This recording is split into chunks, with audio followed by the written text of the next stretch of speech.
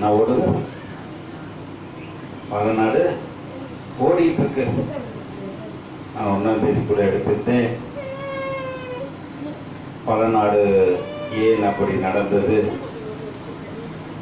என்று கேட்ட பொழுது நான் பல காரணங்களை சொன்னேன்.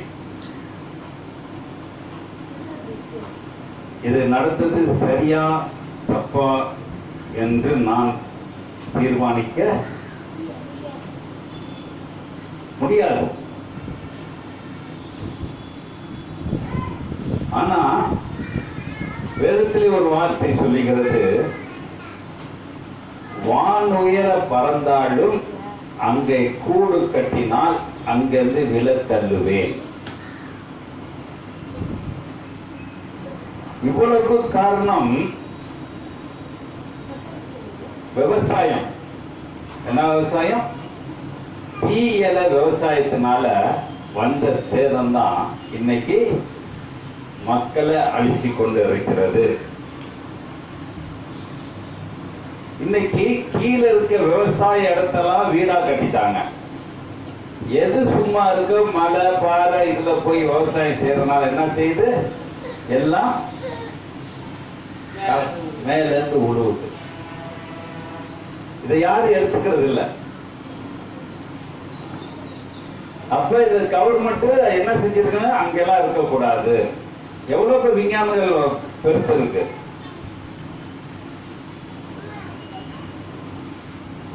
இன்னைக்கு எவ்வளவு காரியங்கள் நடந்து கொண்டு இருக்கிறது. பூமி அதிர்ச்சி வரும் பொழுது என்ன நடக்கும்? எல்லாமே நடந்து போயிடும் என்று வேதம் தெளிவாக சொல்லுகிறது. நான் இந்த 1ஆம் தேதி எடுத்த இந்த எசேக்கியேல் தீர்க்கதரிசி புஸ்தகம்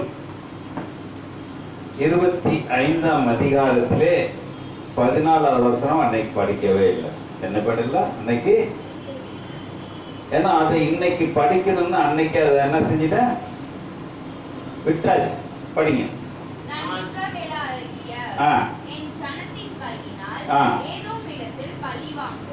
என்ன சொல்றாங்க? ஏதோம் அன்னைக்கு சொன்னேன். ஜாதிங்கிறது கீழ்த்தரப்பட்ட ஜாதி மேல் தரப்பட்ட ஜாதி அல்ல. ஒருவன் குடும்ப தலைவன் யாரோ அவனுடைய பின்னடியார்கள் தான் ஜாதி. அன்னைக்கு சொன்னேன். ஏன்னா நமக்கும் ரத்தம் சிவப்பாதான் இருக்குது. மாற்றான் கட்சிக்கும் எப்படி இருக்குது? கருப்பு ரத்தோடு தான்.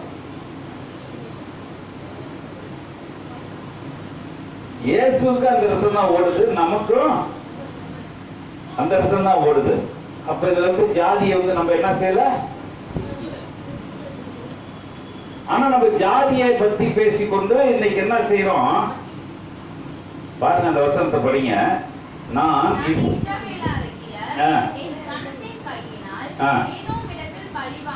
வேண்டுவேன்.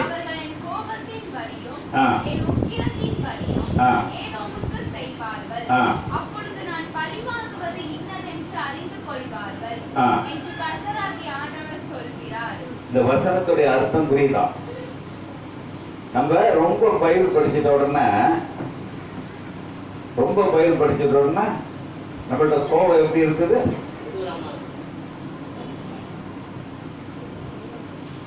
நான் ரொம்ப பைபிள் படிச்சிருக்கேங்க, ஆனா கோபம் இருக்குதா? கோபம் இல்லாததான் ஒரு அழில சொல்லுவோம். ஆனா கோபமே இல்லைன்னு சொல்ல முடியுமா?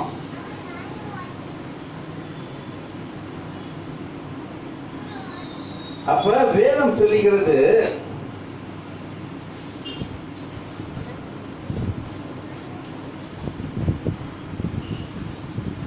ஒன்று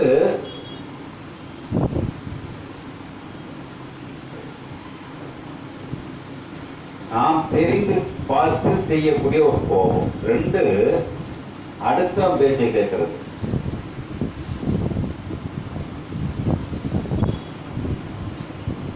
எப்படி ஒரு கோபம்? 2 விதம். ஒண்ணு நான் தெரிஞ்சு அந்த காரியம் செய்யாத, அது எனக்கு பிடிக்கல, நாங்க என்ன வரும்? வருமா மறுத்தால? கண்டிப்பா வரும். இன்னொன்னு சொல்றாரு, அடுத்த பேச்சு, அவ அப்படிப்பட்டவதான், அவ நல்லா தெரியும், அவ செய்யறவதான். கோபம் வருமா? கண்டிப்பா. இது ரெண்டுமே கிறிஸ்தவனுக்கு வருமா?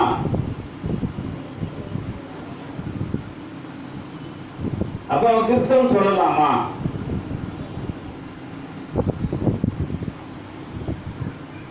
அப்ப கோபம் யாருக்கு வரணும் அதை முன்னாடி தீர்மானிக்கும். கோபம் யாருக்கு வரணும்? கோபம் யாருக்கு வரணும்? நீதிமானுக்கு கோபம். யாருக்கு வரலாம்? அவன் எந்த தப்புமே செய்யலன்னா அவன் கோபப்படும். ஆனா நம்ம என்ன செய்யறோம்? எல்லா தப்பையும் பண்ணிட்டு முட்டிட்டு போய் திட்டுவோம். நீ அப்படிப்பட்டவனா, நீ அப்படிப்பட்டவன் சொல்லவும் சொல்ல மாட்டோம்.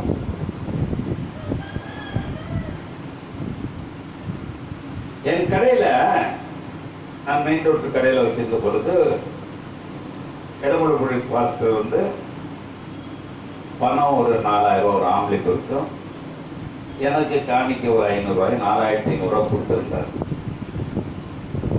அதை டிராவல் இருந்துச்சு, அது 5 மாசம் 6 மாசம் இருந்துச்சு. அது சட்டை பண்ணல. ஆனா கொஞ்ச நாள் பார்ப்ப அந்த பணத்தை பார்த்தா பணமே இல்லை.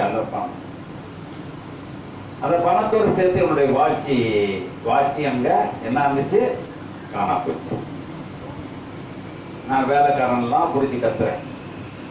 வேலைக்காரன்லாம் பிடிச்சி கத்தும் பொழுது வேதம் தெளிவா சொல்லிச்சு. அன்னைக்கு என்ன சொல்லிச்சு?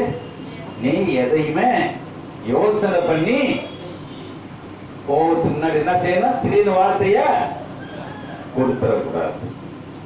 நான் அப்போ உடனே சொன்னேன், சரி போனது போயிட்டு போகுது, அவருக்கு ஆம்பளைக்கு வாங்கி கொடுத்துருவோம். எல்லாத்தையும் கூப்பிட்டு நியூ இயர் அன்னைக்கு சாப்பாடு கொடுத்தேன் என் கடையில் வேலை செய்யறவங்க. அப்ப நான் ஒரு வார்த்தை சொன்னேன், நல்ல இருதயம், நல்ல சிந்தனை, நல்லா இருக்குமா இந்த வருஷம் என்று சொன்னப்ப ஒருத்தர் ஏன் கேட்டேன்னா, அந்த பணத்தை நான் தான் எடுத்தேன். அந்த பணத்தை ஜனவரி அன்னைக்கு அந்த காரியத்தை எடுத்தது நான் தான் என்று சொன்னான். நான் பணத்தை செலவு செஞ்சிட்டேன், வாட்சியை கொண்டாந்து என்கிட்ட கொடுத்தான். நான் அந்த பணத்தை என்ன செய்யல, நான் வாங்கல, சரி நீயே வச்சுக்க என்று சொன்னேன். கோவப்படல. கோவப்படலாமா? படக்கூடாது. படலாம். ஆனா நான் திரும்பி வேலைக்கு சேர்த்தேன். அவனால் அந்த இடத்துல என்ன இல்ல முடியல. அப்ப உடனே வேற ஒண்ணுமே செய்யல. ஏன்பா போற? இல்லைண்ண, என் மனசு பொறுக்குது. அப்ப இன்னைக்கு கோபத்துல எவ்வளவு வார்த்தைகளை நாம் கொட்டிடுறோம். நம்ம இருதயத்துக்கு ஊட்டுதா? நம்ம இருதயம் ஊட்டுதா? ஊட்டிருக்கான். கோபத்துல எவ்வளவு பேசுறோம். என் மனைவி 1000 தடவை லட்சம் தடவை சொல்லுது, இருக்கிறது செத்து தொலைடின்னு தான் சொல்லியிருப்பேன். சிந்தித்து பார்ப்பேன். ஏன்னா அவளால நான் நிறைய பாவங்களை செய்து கொண்டே இருக்கிறேன். ஒண்ணு அவளுக்கு மரணம் வரணும், இல்லாட்டி எனக்கு மரணம் வரணும்.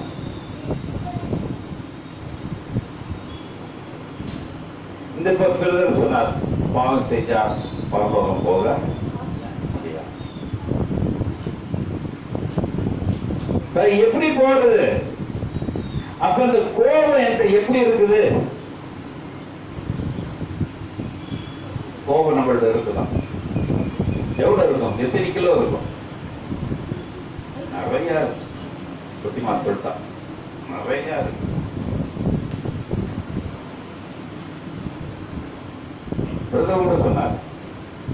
இருக்கிறதுல என்ன இருக்குமா?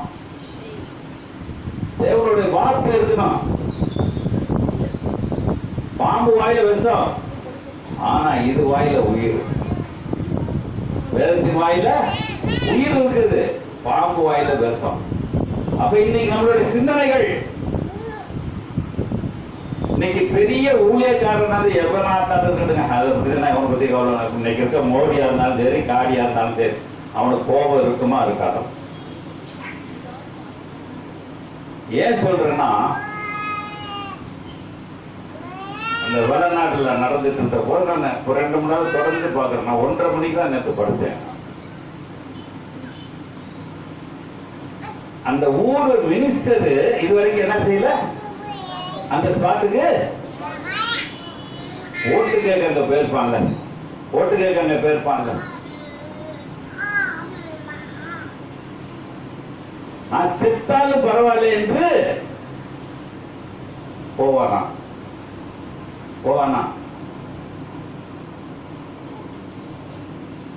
இன்னைக்கு ஒன்னே நான் வந்து இறங்கணும்னு செத்தவங்களுக்கு எல்லாம் 10 லட்சம் 5 லட்சம் கொடுக்குறேன்னாக்க என்னாச்சு, பல்ல காட்டிட்டு வாங்கி.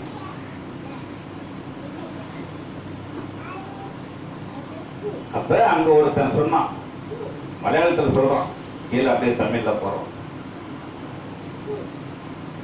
இப்ப ஓட்டு கேட்கிறவங்க எங்க போனாங்க? இப்ப உள்ளது எப்படி இருக்கிறாங்க? 4 நாள் கழிச்சு நேற்று 4 பேர் எடுத்திருக்காங்க.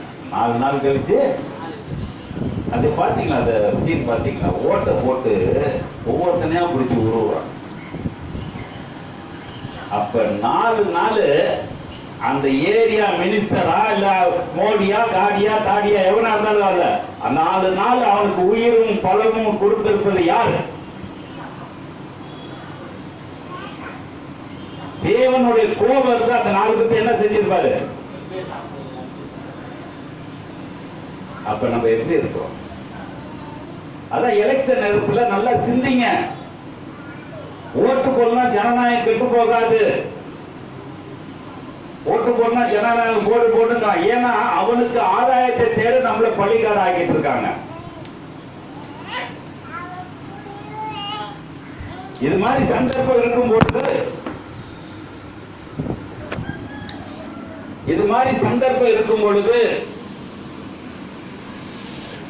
காசுக்காக என்ன செய்யறோம்? ராத்திரி 12 மணிக்கு வருவோம். வந்து என்ன செய்வான்? 3000, 2000, 500, 1000 இல்லாட்டி இதுகளை போய் கேட்டு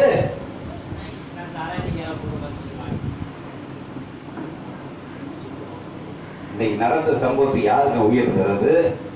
யார் உயிர் தருது? ஒரு புள்ள என்ன போன, நான் 1ஆம் தேதி சொன்னேன். என் மகன் சொல்றா, ஒரு கிளையில ஒரு சின்ன பிள்ளை எல்சி மாதிரி ஒரு புள்ள படுத்துக்க, அப்படியே நிர்மாணமா படுத்துக்கிறது, செத்துக்கிறது.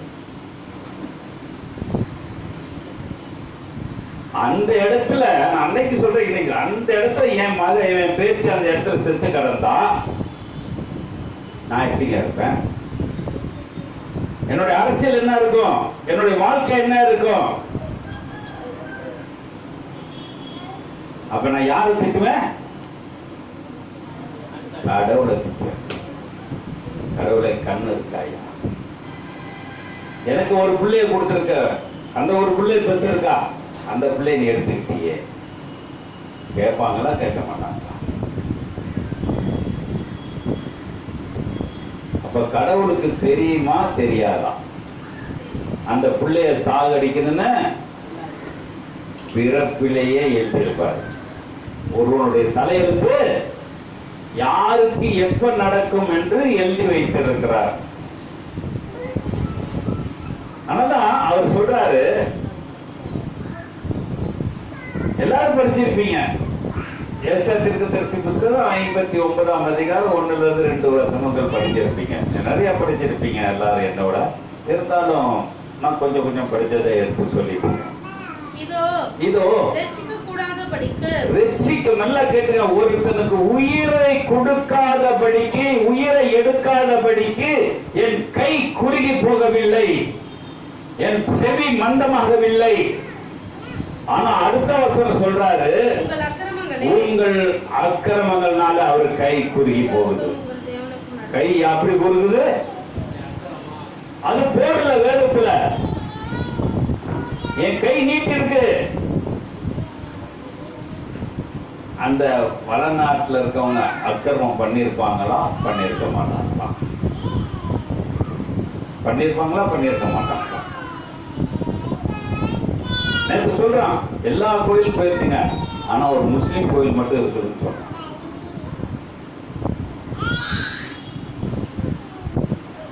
நான் கூட அன்னைக்கு சொன்னேன், முத கிறிஸ்தவ மதம் எங்க வந்து உற்பத்தி ஆச்சு?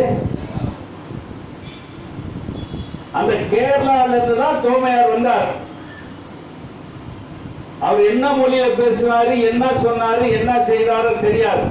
ஆனா தோமையாரு அந்த மலையாளத்திலிருந்து கேரளால இருந்து கடலோரமாக வந்து மெட்ராஸ்ல வந்து இறந்தார். அது மட்டும் தெரியும்.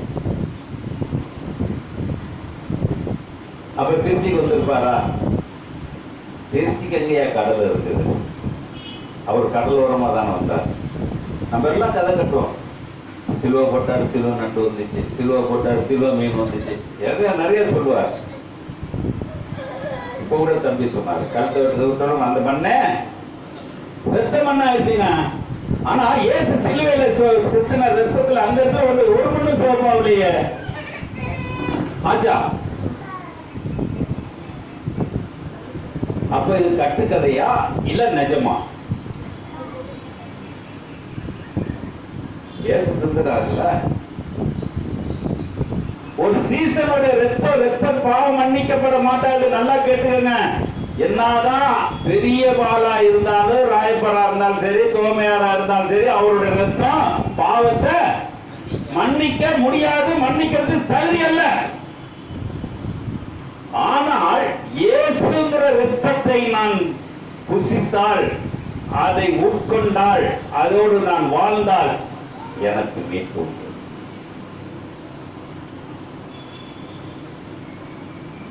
அப்ப நான் அவருடைய ரத்தத்தை நான் வாங்கும் பொழுது என்னுடைய எவ்வளவு கோபங்கள் இருக்கிறது, எவ்வளவு கோபம் இருக்குது.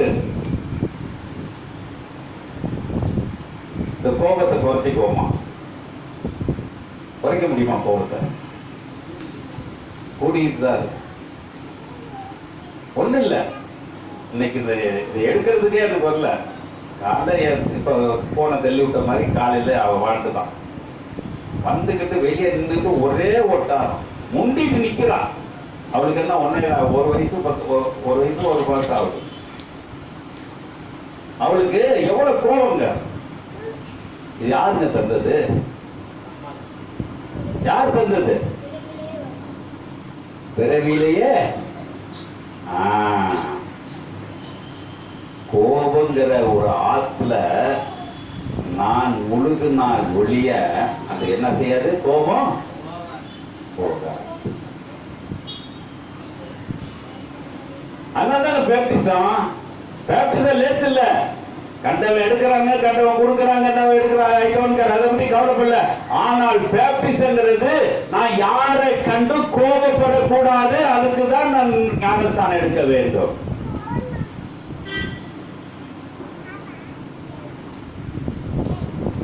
இயேசு ஞானஸ்தானம் எடுத்து யாரையுமே கடிந்து கொண்டதாக வேதத்திலே. ஆனா பேதுரு கடிஞ்சிருக்கான், பவுல் கடிஞ்சிருக்கான், எல்லாம் செஞ்சிருக்கான். ஆனா இன்னைக்கு நான் வேதத்தை எடுத்து நான் கடிஞ்சு கொண்டேனா? கோபம் 2 வருதுங்க. ஒன்று நம்ம தெரிஞ்சுக்கிட்டு வர்ற கோபம். அவனுக்கு எத்தனை தடவை சொன்னாலும் கேட்க மாட்டேங்கிறானே. ஆனால் நிர்பந்தம். இந்த கோபங்கிறது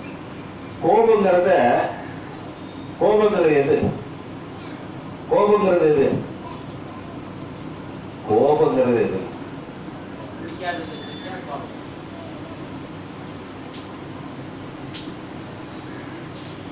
யாக்கோபு 4ஆம் அதிகாரம்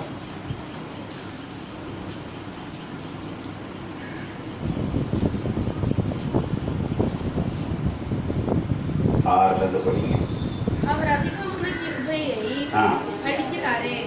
ஆதலால் தேவன் பெருமை உள்ளவர்களுக்கு எதிர்த்து நிற்கிறார். எப்படி இருக்காருங்க? பெருமை உள்ளவருக்கு எதிர்த்து நிற்கிறார். தாழ்மை உள்ளவர்களுக்கு கிருபை அளிக்கிறார். ஒரு அழில சொல்லுவோமா? அவர் கோபம் எப்படி இருக்குது? ஆமென். அதுக்குதான் சொல்றாரு அந்த 4வது அதிகாரத்திலே 6வது வசனம் சொல்றது, அவர் அதிகமாக கிருபை அளிக்கிறார், ஆனாலும் தேவன் என்ன சொல்ற? எப்படி பெருமை? பெருமை என்ன? அதுல இங்க என்ன வருது? கோபம். எப்படி இருக்கிறோம்? நான் ஒரு ஊழியக்காரன், என்னை வந்து சேர்ல உட்கார வச்சிருக்க, என்னை எங்க உட்கார வைக்கணும்?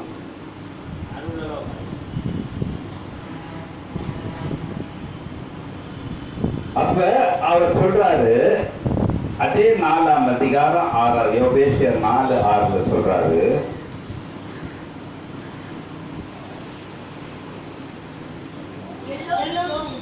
ஒரே தேவனும் உண்டு, அவர்கள் எல்லோர் மேலும் எல்லோரோடும் உங்கள் எல்லாருக்கும் இருக்கிறார், எல்லாருக்கும் இருக்கிறவர். எத்தனை நபருக்குள்ள எப்படி இருக்காரு? நம்ம கோபப்பட்டால் நம்ம கூட இருக்கிறாரா? இப்ப இருந்தாங்க கோபம் வருமா? இருந்தா கோபம் வருமா? இருந்தா கோபம் வருமா வராதா? கொஞ்சம் சீக்கிரம் சொல்லுங்க, சீக்கிரம் முடிஞ்சிடும். 8:30 முடிஞ்சிடும்.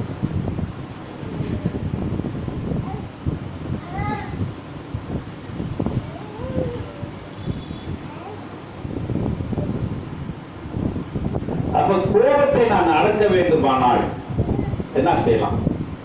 சில பேர் மூளைக்காக என்ன சொல்லுவாங்க, வாயில தண்ணி ஊற்றிட்டு எவ்வளவு நேரம் உட்கார்ந்து இருக்குது. சரிம்மா கோபம்.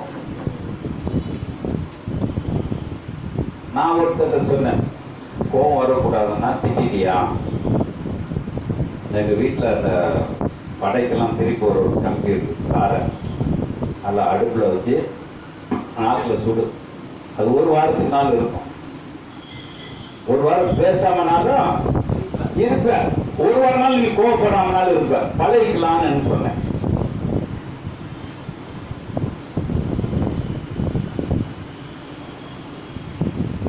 கோவப்படுவது நல்லதா கெட்டது? நல்லா கேட்டுங்க. கோபங்கிறது ஒரு விதை. கோபங்கிறது ஒரு விதை. அந்த விதை தான் என்னைக்கு எனக்கு இருக்க கோபம் என் மகள்கிட்ட வந்துச்சு, என் மகள்கிட்ட இருக்க கோபம் என் பேத்திட்ட வந்துச்சு, என் பேத்திட்டு இருக்க கோபம். அப்ப இயேசுக்கு கோபம் இருந்தாக்க நான் இயேசு சுந்தரச்சேர ஏத்துறா, இயேசுடைய கோபம் எனக்கு வருமா வராதா? வருமா? வருமா வராதா? அவர் கோபப்படுவாரா? கோபப்படுவாரா? எல்லாரும் சொல்லுவோம், சவுக்கு எடுத்தாரு, அடிச்சாரு, விரட்டினாரு, அப்படிதான் அதுதானே. ஆனா இங்க இப்ப படிச்ச பாத்தீங்கன்னா அவரு கர்த்தருடைய கோபம். நல்லா கேட்டுங்க. இயேசு வந்து என்ன செய்யறது இல்ல, இயேசு கோபப்படுறதுல, இயேசுக்காக பிதாவே கோபப்படுறார். இயேசு யார் யார் மறுதளிக்கிறாங்களோ அத்தனை பேர்த்தையும் என்ன செய்யறாரு? பிதாவானவர் அழிக்க திட்டமிடுகிறார். 14ஆம் வருஷத்தை படிச்சு கூட என்ன சொன்னாரு? கர்த்தருடைய கோபம். யாருடைய கோபம்? அப்ப கர்த்தருடைய கோபம் எப்ப இருந்துச்சு? எப்ப இருந்துச்சு? என்னாகமம் 11ஆம் அதிகாரம் 30வது வசனம் சொல்லுகிறது. என்னாகமம் 11:30. பின்பு மோசேயும் இஸ்ரவேலின் மூப்பரும் பாளையத்திலே வந்து சேர்ந்தார்கள். அப்பொழுது கர்த்தரிடத்திலிருந்து புறப்பட்ட ஒரு காற்று சமுத்திரத்திலிருந்து காணைகளை இது உங்களுக்கு தெரியும். அப்படியே 2 வசனத்துக்கு கீழே கர்த்தருடைய கோபம் ஒரு பாருங்க. தங்கள் பற்கள் தங்கள் பற்கள் நடுவே இருக்கும் இறைச்சியை அவர்கள் மென்று தின்று முன்னே என்னங்க சொல்றாருங்க? கடவுளுடைய கோபம் எப்படி இருக்குது? வாயில கறி இருக்கிறப்பயே அவங்களுக்கு வியாதியை கொடுத்தாரு. எப்படி கொடுத்தாருங்க? அப்ப நம்மளுக்கு வியாதி எதுல வருது?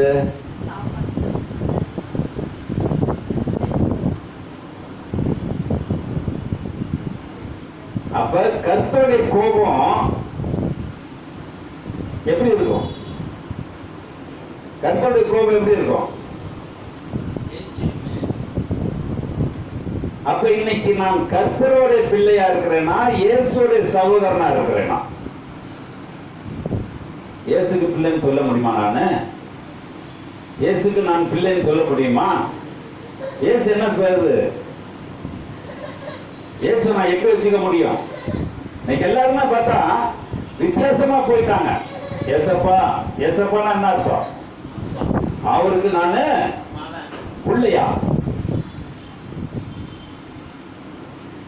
அப்பா பிதாவே என்று கூப்பிடுகிற புத்திர சுவீகாரத்தை தேவன் நம்மளுக்கு தந்திருக்கிறார்.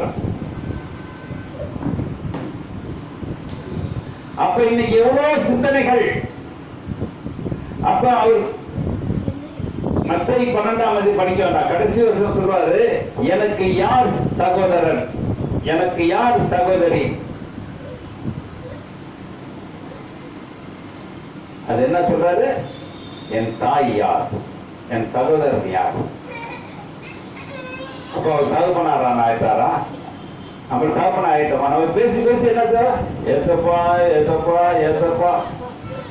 இயேசு பிளஸ் அப்பா எப்படி கூப்பிடணும்? இயேசு பிளஸ் அப்பா, கர்த்தர், இயேசு.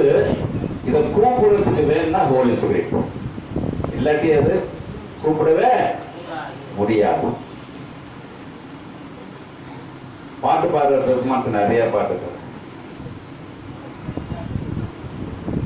ஏன்னா இன்னைக்கு மனுஷன் எதை சொல்றானோ அதான் அடுத்தவங்க சொல்றதுல கோபம் வருது. அடுத்தவங்க சொல்றதுல கோபம்.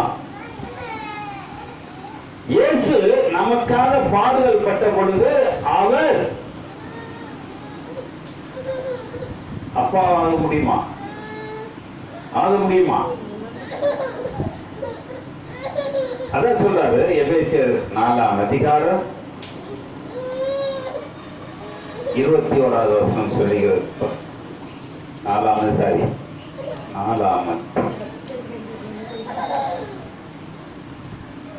26 படிங்க. நீங்கள் கோபம் கொண்டாலும் பாவம் செய்யாதீர்கள், சூரியன் அஸ்தமிக்கும் முன்னமே உங்கள் எரிச்சல் தனிய கடவுது.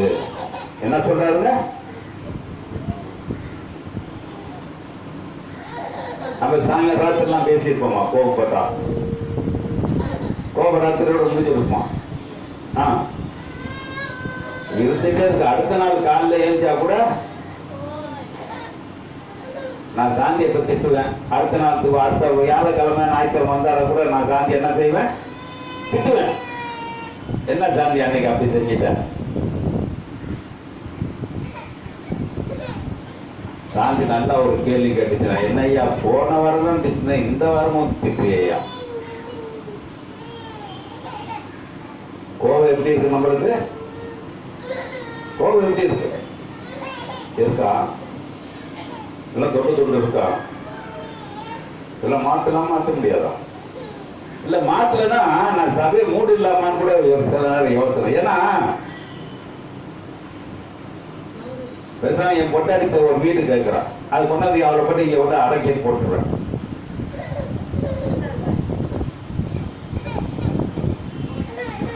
போட்டு சபை வேணாம், ஒண்ணு வேணாம். திருந்தா இருக்கிறதுக்கு என் சபை திருந்த. ஆனா இன்னைக்கு பார்த்தா மக்கள் அதை மோதிட்டு போறாங்க.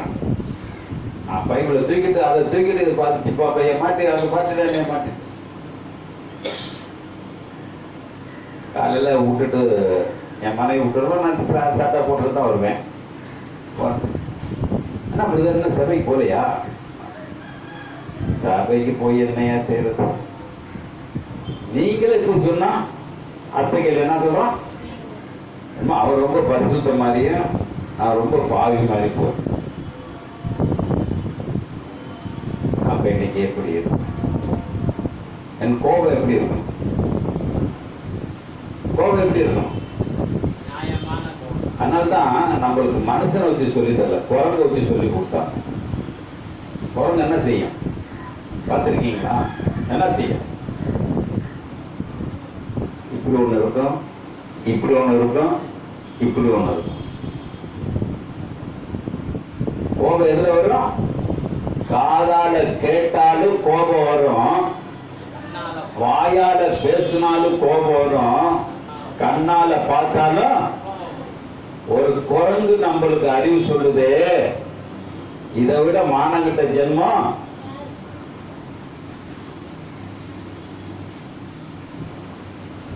ஒரு மனுஷனை போட்டு அதை செஞ்சிருக்கலாம், செஞ்சிருக்க கூடாதா?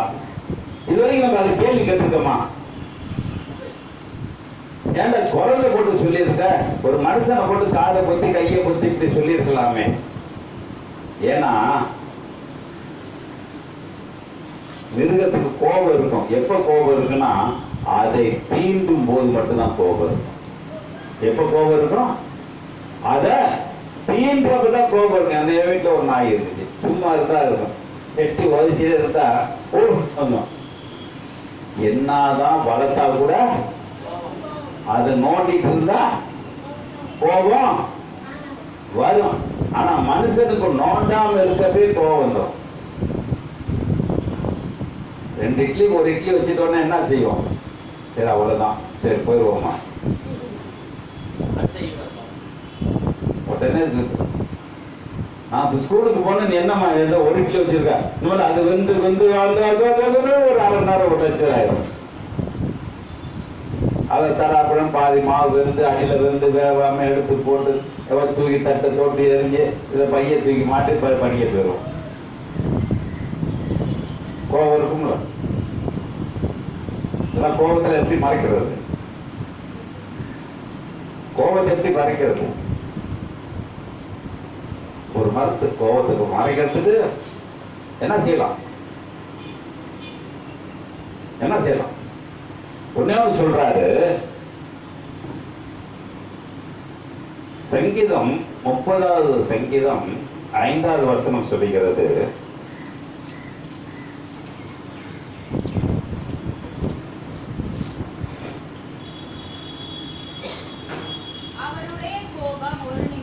யாருடைய கோபங்க? அவருடைய கோபம் ஒரு நிமிடம். அவருடைய தயவு நீடிய வாழ்வு. நீடிய வாழ்வு. அப்ப நம்ம எப்படி இருக்கிறோம்? அப்படி சொன்னார். இவ்வளவு நாள் 7 மாசம் நம்மளுக்கு சோறு தண்ணி எல்லாம் கொடுத்தாரு.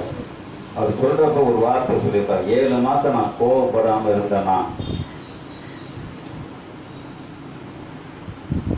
இங்கிறதுக்கு ஆசீர்வாதம் பெற்றுக்கிறோம், அவுட் சைட் போறதுக்கு ஆசீர்வாதம் பெற்றுக்கிறோம். அது கொஞ்சம் லூஸ் மோசமா போச்சுன்னா டாக்டர் போயிடுறோம். நல்ல உடுத்துறதுக்கு நல்ல ஆசீர்வாதம் கேட்கிறோம். ஆனா 7 மாசம் நான் கோவப்பட்டிருக்கேனே, அதை மன்னிக்கிறதுக்கு கேட்டுக்கமா கேட்கலையா? கேட்க முடியல. நம்ம சுயநலங்க. பைபிள் இருக்கவன் பூரா என்ன இருக்குது? சுயநலம் தான். என்னையும் சேர்த்துதான். என்னைக்காச்சும் ஜெபத்துல ஐயா எனக்கு கோபமே வராத எவனா ஜெபம் பண்ணியிருப்பாங்க. அந்த ஊர்ல ஏதாவது ஒரு போர்டு போட்டுருக்கான், கோபத்தை மறப்பதற்காக நாங்கள் ஜெப பிரேயர் வச்சிருக்கோம்னு சொல்லியிருக்காங்க. குடும்ப ஜெபம், குடும்பத்துல பிரச்சனை இருக்கிறதுனால தானே குடும்ப ஜெபம் வைக்கிறோம். குடும்ப ஜெபம் இருக்கிறதுனால. ஏன்னா இயேசுடைய குடும்பத்திலேயே பிரச்சனை இருந்துச்சு.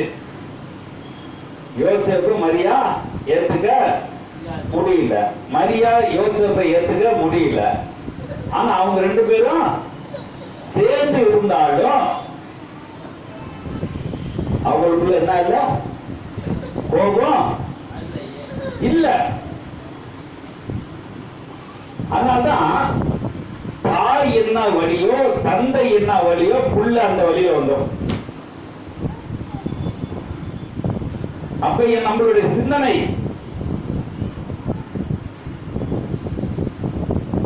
இப்ப என்று வாழ வேண்டுமானால் நான் என்ற என்ன இருக்கணும்? கோபங்கிறது என்ற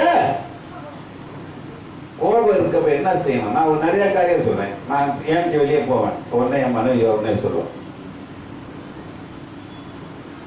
நான் உள்ளதெல்லாம் சொல்றதுனால வெளியே போறியா அப்படின்னு கோபம் வரும். உட்கார்ந்தாலும் பிரச்சனை, போனாலும் பிரச்சனை.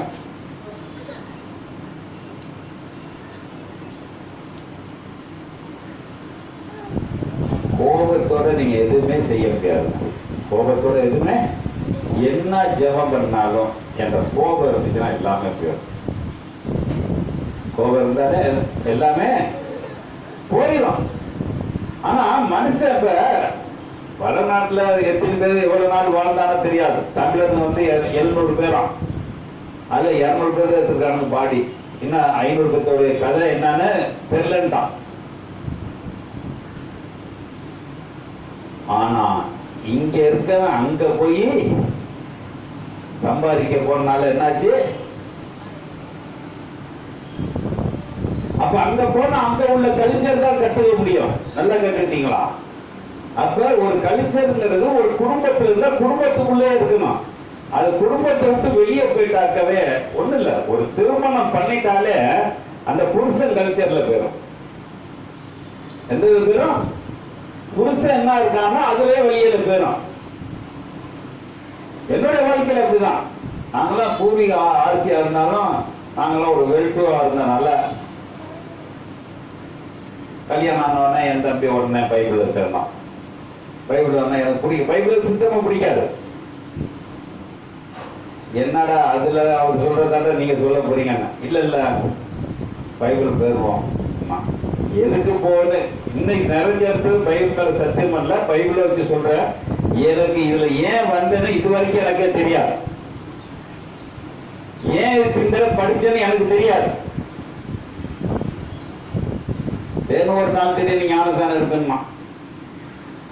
என்னடா அவன் புள்ள பிறந்த பேர் கொடுத்துருக்காங்க, இப்ப சரி. நான் எல்லாமே கேள்வி கேட்டுட்டே இருந்தேன். நீ ஒண்ணு வாய் திறக்காத. அது மாதிரி வாய் திறக்கல. பொண்ணை ஞானதானம் கொடுத்தாங்க. கொடுத்து நான் மாறிட்டேனா மாறலையே. அன்னைக்கு இருக்க கோபம் தான்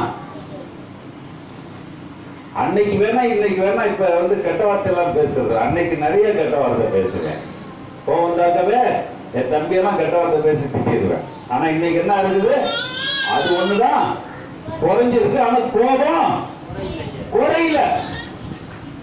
அப்ப ஒருத்தர் பிராக்டிஸ் எடுத்தானாக்க நீடிய வாழ்வு எனக்கு வேண்டும், நீடிய வாழ்வு எனக்கு வேண்டும். அதனால்தான் சொல்றாரு, அதுல பார்த்துக்கிட்டு எபேசியர் 4 சொல்றாரு, நீங்கள் கோபம் கொண்டாலும் பாவம் செய்யாதீர்கள், சூரியன் அஸ்தமிக்கு முன்னமே நீ உங்கள் எரிச்சல் தனிய கடவுது. கோபம் எப்படி இருக்குமா? உள்ள பத்தி எரிஞ்சுக்கிட்டே இருக்கும்.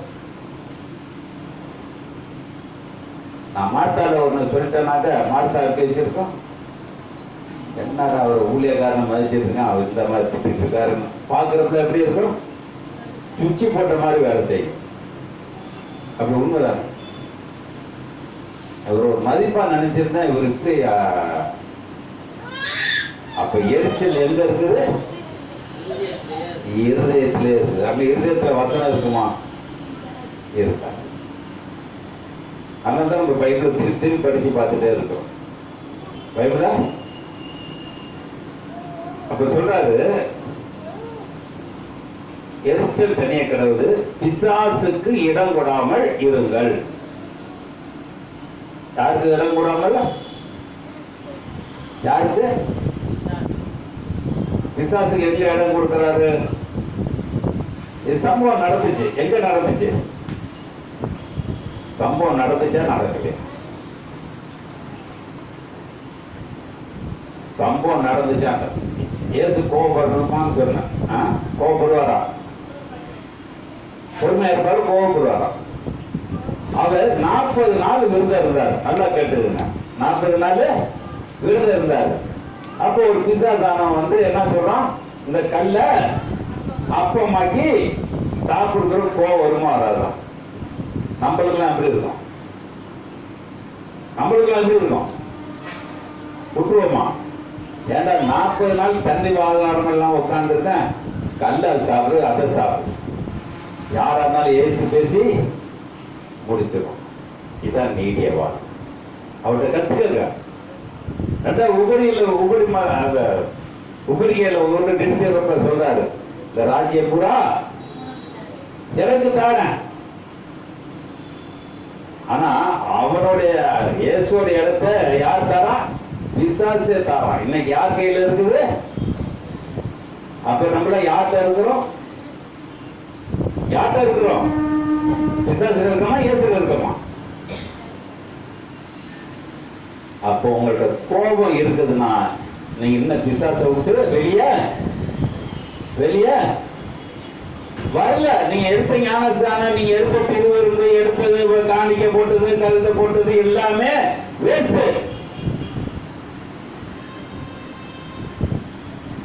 ஓடிக்கும் போது ஒருத்தன் வந்து அடிப்பான், அப்ப கோவப்படலாமா? நான் சொன்ன இடம்பலத்திற்கு பாஸ்டரோட கிராம ஊழியத்துக்கு போயிருந்தப்ப எருமப்பட்டின்னு ஒரு ஊர். அந்த ஊர்ல விட காத்தால 3 மணி ஆயிடுச்சு. வரும்பொழுது எல்லாம் தடி எப்படின்னாங்க. அப்ப எல்லாரும் வண்டியில தான் போவோம். வண்டியில வரும் பொழுது அப்ப பிரச்சனைகள் இதானோன்னு அப்ப நாங்க எதுக்கு போனோம்? அந்த ஊரை திருத்தி வேலைக்கு வாங்க போனோம். இல்ல, சத்தியத்தை சொல்ல போனோம். ஆனா அவங்க என்ன செய்யறாங்க? குச்சியை வச்சு. அப்ப வந்து அதை தெரிஞ்ச ஒரு இருந்தார்.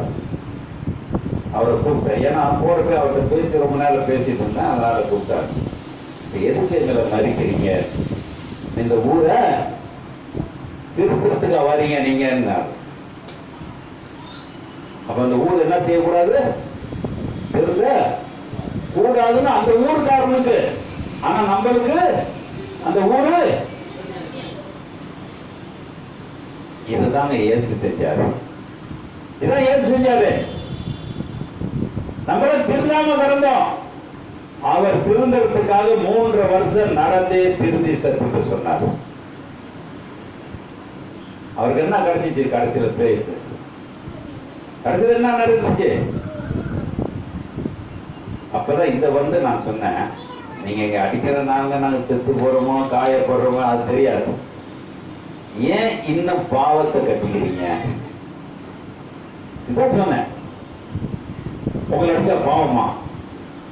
யாரையுமே துன்புறுத்தினாலே பாவம் தானே.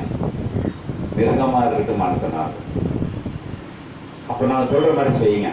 இனிமேல் ஏரியாவுக்கு வர மாட்டேன், அதை வேணா சொல்லு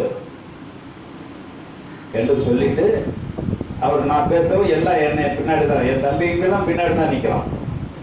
நான் போய் பேசினேன், தம்பி நீங்கள் உங்க ஊருக்கு நாங்கள் வர மாட்டோம், நீங்க கூப்பிட்டா கூட வரமாட்டோம். ஆனா நீங்க கூப்பிடக்கூடிய காலம் வரும், அன்னைக்கு நான் மட்டும் வருவேன் என்று சொன்னேன். அது நடந்து முடிஞ்சிச்சு. நான் யாரை நைசித்து பேசினோ அவன் வியாதிப்பட்டு இருக்கும் பொழுது அவன் ஒரு தரிசனம் கண்டு அந்த பையன் பேசின பையன் அந்த இடம்பலப்பட்டு ஒரு பாஸ்டர் சொல்லி என்னை கேட்டு நான் மட்டும் தனியா அந்த ஊருக்கு போனேன். ஊருக்கு போய் வீட்டை தேடி உட்கார்ந்தோன்னே தண்ணி குடிங்க. நாங்க இல்லை, நான் தண்ணி குடிக்கிறேன். என்ன விஷயம் கூப்பிட்டீங்க? இல்லை, எனக்கு ஜெபம் பண்ணுங்க. என்ன சொன்னாரு? என்னையா நீ தான் அன்னைக்கு சொன்ன இந்த ஊரை வந்து திருத்த வேணாம்னு சொன்ன. இல்ல, அப்ப சொன்னாரு இது நடந்த இருப்ப நான் சொல்றேன். அவன் வீடு பெரிய வீடு, பின்னாடி மாட்டு கொட்டாய் மாதிரி இருந்துச்சு. நல்லா எப்படியோ ஒரு 20க்கு 30 நீளம் இருந்துச்சு. அவர் சொன்னாரு இதை அப்படியே நீங்க எடுத்துட்டு இதுல வந்து நீங்க பிரேயர் நடத்துங்க.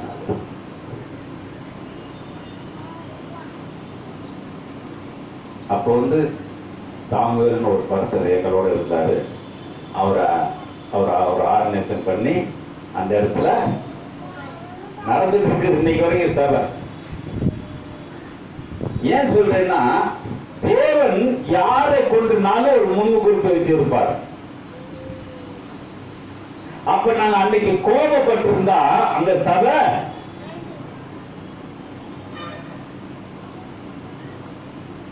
அப்பதான் அந்த ஊருக்காரங்களை என்ன செய்யறாங்க, அன்னைக்கு நான் அன்னைக்கு நான் போயிருந்த நான் தான் முதல் செய்தி கொடுத்தேன். அப்ப பாஸ்டர் தேவராஜா உட்கார்ந்து கண்ணி பேசி பார்க்க அவரு ஒரு 4-5 பாஸ்டர் ஓப்பரா சொல்ற 4-5 பாஸ்டர் இருக்காங்க. அவங்க போனாலே என்னையதான் பேச சொல்லிட்டு அவங்க உட்காந்துருவாங்க. நான் முண்டக்காரன் பேசுறேன். உடனே சரிட்டு பேசினேன். பேசிட்டு அன்னைக்கு விருந்துங்க ஆடு அடிச்சு சோறு போட்டான். அந்த வியாதிக்காரர் என்ன செஞ்சான், ஆடு அடிச்சு சோறு போட்டான். அப்புறம் நல்லா கறி திம்பேன். ஆடு அடிச்சு சோறு போட்டான். நல்லா சாப்பிட்டு இருந்தப்ப அப்பதான் இவர் என்ன நடத்துவாரு, நான் இன்னைக்காட்டி ஒரு நாள் வருவேன். இன்னைக்கு அவன் அந்த சபைக்கு ஒரு மூப்பரா இருந்து இன்னைக்கு இருந்துட்டான். அவனுக்கு வயசு எப்படி இருந்தாலும் 70 வயசு குறையாது, அதுக்கு மேலதான் இருக்கும். அவர் ஒரு நாள் மார்க்கெட்ல பார்த்தாரு. உடனே வந்து கையை பிடிச்சிட்டு அப்படியே நின்று இருக்காரு. ஜெபம் பண்ணுங்க. எனக்கு அடையாளமே தெரியல. நான் என் பேத்திக்கு வாழைப்பழம் வாங்க போறேன். நீ யாருங்க, என்ன பேரு மறந்துட்டீங்களா? அப்ப அந்த ஊர் பேர் சொன்னேன். ஓ நீங்களா, சரி தெரியல. அப்ப ஜெபம் பண்ணிட்டு அந்த வாழைப்பழம் வாங்கினது கூட அவர் தான் காசு கொடுத்தார். ஏன் சொல்றேன்னாக்கா, தேவன் யாரை கொண்டு நான் செய்வார். ஏன்னா கோபம் எனக்கு அது செய்ய அவரு செய்ய முடியாது. இன்னைக்கு மேன்மைக்கு வரல, அதனால படிச்சோம். உன்னை கீழாக்காமல் மேலாக்குவார். தாக்கவரை படிச்சது என்ன படிச்சோம்? தாழ்ந்தவரை உயர்த்தக்கூடியவர். எதுல தாழ்ந்து போனா இவர் எவ்வளவு பேசுவார், நிறைய என்னால் பொறுக்க முடியாம இருக்கு. அப்புறம் ஏதோ 1-2 நேரத்துல என்ன இருக்கு, நான் ஒரு மனுஷனை காட்டிட்டு பேச வேண்டியதா இருக்கு. ஆனா வேதம் தெளிவாக சொல்லிக்கிறது, கோபத்தை மறக்க கற்றுக்க. கோபத்தை மறக்க கற்றுக்க. எப்படி கோபத்தை மறக்கலாம்? 2 காரியத்தை சொல்லி முடிக்கிறேன். ஒன்று,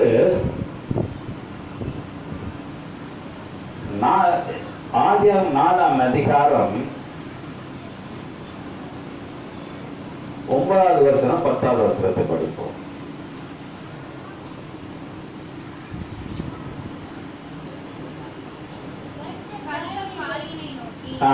உன் சகோதரனாகிய ஆபேல் எங்கே என்றான். அதற்கு அவன், நான் அறியேன், சகோதரனுக்கு நான் காவலாளியோ என்றான். அவன் எப்படி பேசுறான்? காவலாளியா. ஆனா அதே ஒரு 4-5 வசனத்தை படிங்க. ஆபேலும் தன் மந்தையின் தலையீச்சுகளிலும் அவைகளில் கொள்ளையானவைகள் சிலவற்றையும் கொண்டு வந்தான். ஆபேலையும் அவன் காணிக்கையும் கர்த்தர் அங்கீகரித்தார். காயினையும் அவன் காணிக்கையும் அங்கீகரிக்கவில்லை. அப்பொழுது காயினுக்கு மிகவும் எரிச்சல் உண்டாகி அவன் முகநாடி வேறுபட்டது. எங்க வந்துச்சுங்க? ஆரம்பத்திலே வந்துருச்சு. அப்ப இன்னைக்கு நம்மளுடைய காரியம் இதெல்லாம் நம்ம படிச்சிருக்கோம். ஆனா நான் இதெல்லாம் படிக்கலாங்க. அப்ப எரிச்சல் நம்மளுக்கு எப்படி இருக்குது?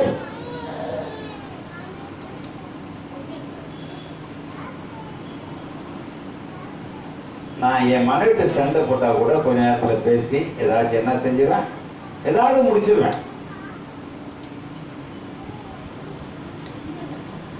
ஒரு சண்டையில இன்னொரு ஆள் லிங்க் ஆச்சுன்னா அந்த சண்டை எவ்வளவு பெருசாகும்?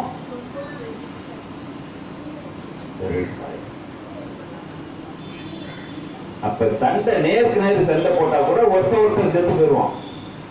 ஆனா இன்னொருத்தர் இருந்தானாக்க ஊரே செத்து போயிடும்.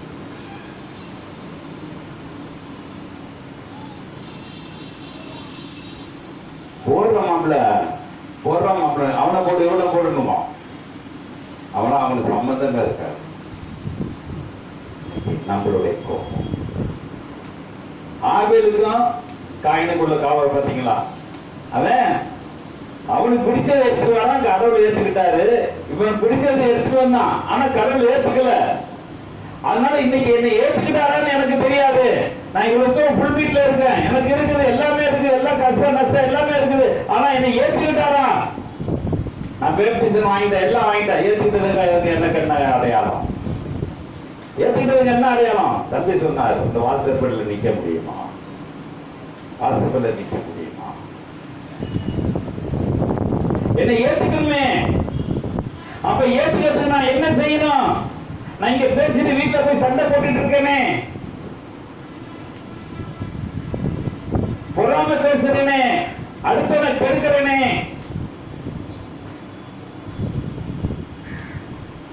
அப்ப என்னுடைய வாழ்க்கை மாற வேண்டுமானால் இங்க நான் எப்படி இருக்கிறேனோ அப்படியே எல்லா இடத்துல இருந்தோம்னாக்க சுகமா இருக்குமா இருக்காது? சுகமா இருக்குமா இருக்காது? இன்னைக்கு மனுஷன் எவ்வளவு காரியங்களை தப்போ செஞ்சுட்டு இருக்கோம். அப்ப காயின் பாருங்க, அதனால இவன் எரிச்சல் வெஞ்சா காயினோட பாபேலுடைய ரத்தம் எங்க போயிடுச்சு பாருங்க. இன்னைக்கு உன்னோட ரத்தம் அங்க போகுமா? அவன் ஆபேல் இயேசு ரத்தத்தை சாப்பிட்டானா? இல்ல பிதாவுடைய ரத்தத்தை சாப்பிட்டானா? அவன் என்ன செஞ்சான்? தேவனுக்கு எந்த ரத்தம் பிடிக்குமோ அந்த ரத்தத்தை கொண்டு கொடுத்தான். ஒரு அடையில சொல்லுவோமா, தேவனுக்கு எந்த ரத்தம் பிடிக்குமோ அந்த ரத்தம். அவன் வச்சிருக்கிறதுல எது நல்ல மாதிரி ஆடு, எது நல்ல ஆடு, அந்த ஆடை தூக்கி கொண்டு தேவனுக்கு விரியமாய் கொடுத்தான். அவன் நேசித்த ஆடை கொண்டு கொடுத்தான். அவன் வச்சு கொண்டு வாழக்கூடிய ஆடை கொண்டு கொடுத்தான். ஆனா நம்ம எல்லாத்தையும் வச்சுக்கிட்டு ஓட்டை உடச்சலையும் கொண்டு கொடுக்குறோம். ஓட்டை உடச்சலையும் காணிக்க போறோம் பாருங்க. தசமபாகம் சொல்லுவான். இவன் எல்லாம் ஒவ்வொரு கடன்லாம் அடைச்சிட்டு மிச்சம் 40,000 வாங்கியிருப்பான். 40,000 400 ரூபா போடுவான்.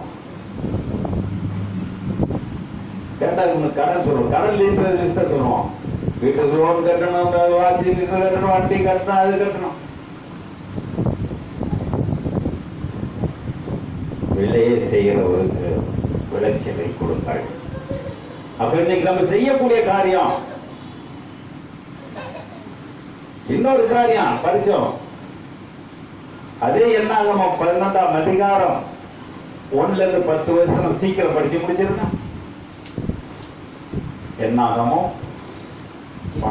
எத்தியோப்பியா தேசத்து ஸ்திரியை மோசே விவாகம் பண்ணியிருந்தபடியினால் மிரியாமும் ஆரோனும் அவன் விவாகம் பண்ணின எத்தியோப்பியா தேசத்து ஸ்திரியின் நிமித்தம் அவனுக்கு விரோதமாக பேசினார்கள். நல்லா கேட்டுக்கங்க. இது யார் கோவப்படணும்? யார் கோவப்படணும்? இல்ல, மோசே அந்த வீட்டுல வந்து அடைக்கலாம்னா அவன் பொண்ணை கொடுத்தாங்க.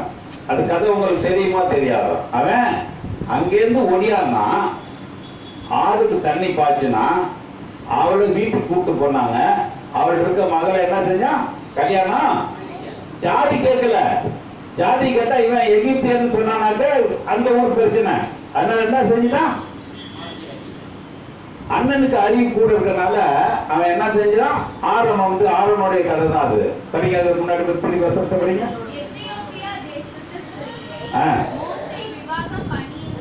படியினால்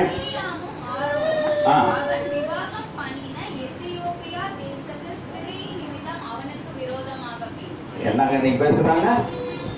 நீங்க எப்படி பேசுறாங்க? அவனு லவ் பண்ணி கல்யாணம் பண்ணல. லவ் பண்ணி கல்யாணம் பண்ணானா? அவன் பிரியம் பட்டுச்சு அவனுக்கு. நீ இங்கே இருந்துக்கு, இங்கே சோறு போட்டு இங்கே சாப்பிட்டு இருந்தா அப்போ ஒரு பொண்ணை கொடுத்து இருக்கும் பொழுதுதான் தேவன் அவனோட இருந்தார். தண்டிச்சிருக்கணும். யார் தண்டிச்சிருக்கணும்? யார் தண்டிச்சிருக்கணும்? கடவுளுக்கு மேல ஆரோன் பெரியவனா. ஆனாதான் மோசே சாவறதுக்கு முன்னாடி ஆரோன் இறந்தான். முதல் தப்பு எப்படி? மோசே இருக்கிறதுக்குள்ள ஆரோன் இறந்து போறதுக்கு காரணம் அவனிடம் இருந்த மேட்டின்மையானது. அப்ப சொல்றாரு பாருங்க அந்த வசனம். அதுபடி நான் சீக்கிரம் படிப்போம். கர்த்தர் மோசேயை கொண்டு மாத்திரம் பேசினாரோ, எங்களை கொண்டும் அவர் பேசினதில்லையா என்றார். கர்த்தர் அதை கேட்டார். மோசேயானவன் பூமியில் உள்ள சகல மனிதரை என்ன பண்ணுங்க? நம்மள்ட்ட என்ன பண்ணோம்? நம்மள்ட்ட என்ன பண்ண இருக்கு? இருக்கா? கோவப்பட்டானா? திட்டன்னு கோவப்பட்டானா? இன்னைக்கு நான் உன்னை திட்டினா உன் வீட்டுக்காரன் விடுவானா? விட்டுருவாரு. எப்போ போய் சொல்லி அவ்வளோ அன்பு. ஆனா என் பொட்டாட்டி நான் என்னதான் பிடிக்கல, யாரு பேசினா கூட, என் மக பேசினா கூட நான் சட்டை போட்டேன். அவ்வளோ முடியும். அவன் எனக்கு எதிரி தான் இருந்தாலும் அடுத்தவங்க என்ன செய்யக்கூடாது? இன்பத்திலும் துன்பத்திலும் கஷ்டத்திலும் நஷ்டத்திலும் எல்லாம் ஒன்னா இருப்போம். கையை காலாக பிடிச்சிட்டு இருப்போம்.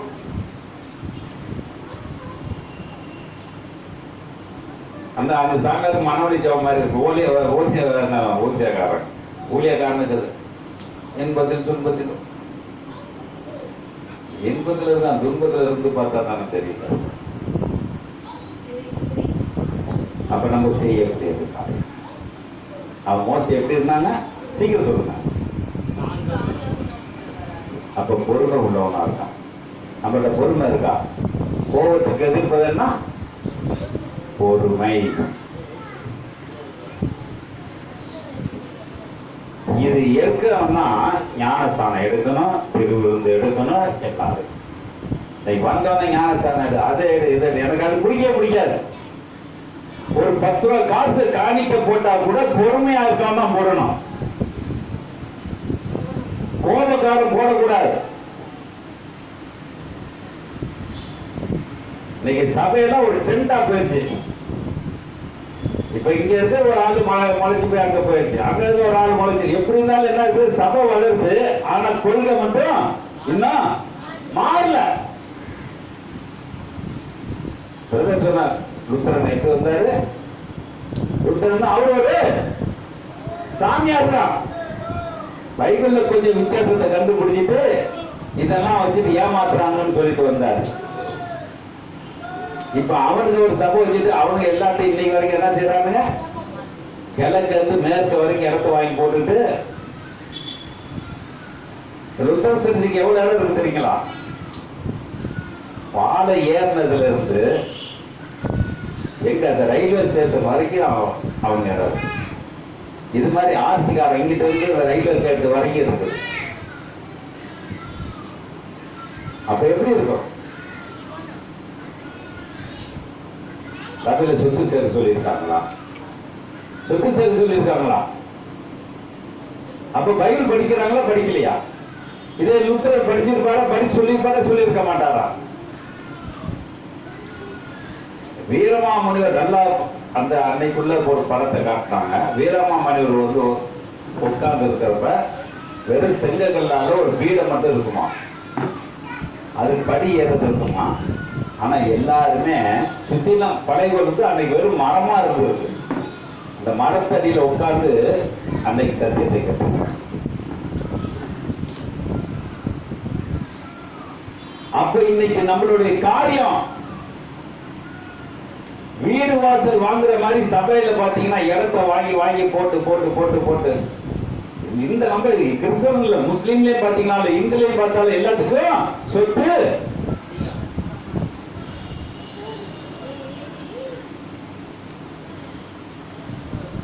இருக்கிறதுலயே திருவண்ணாமலையில உள்ள கோயிலுக்கு தான் அதிக சொத்து இருக்கும்.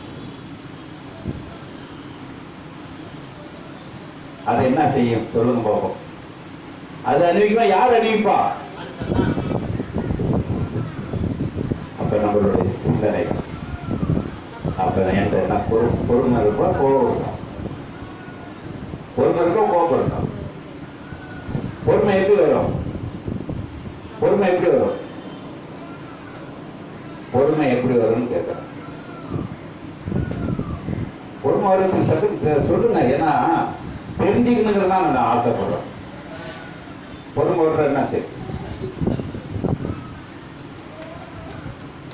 என் மகள்கிட்ட அடிக்கிறது, நீ பேசுறமா இப்படி பேசிப்பாரு. எப்படி இப்படி பேசு. ஆனா அவ என்ன செய்வா?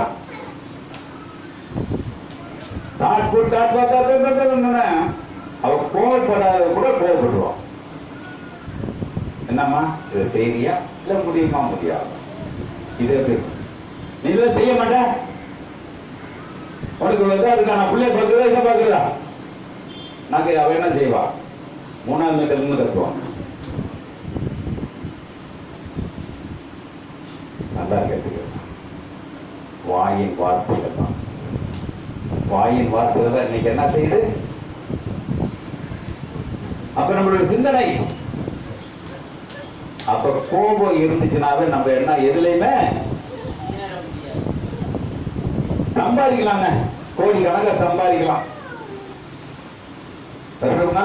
அனில் அம்பானியை போட்டுட்டு இருக்கான்.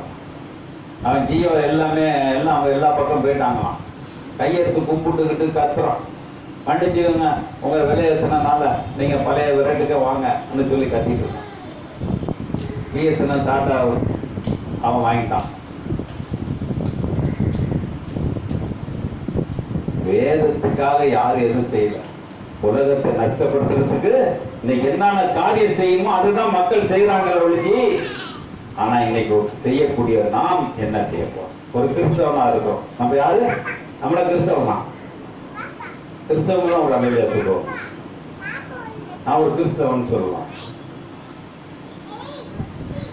பேர் வச்சுட்டாங்க மார்த்தால் மரியாள்னு. அது நல்ல பேரா வைக்கமா கேட்பான், நல்ல பேரா வைப்பான்.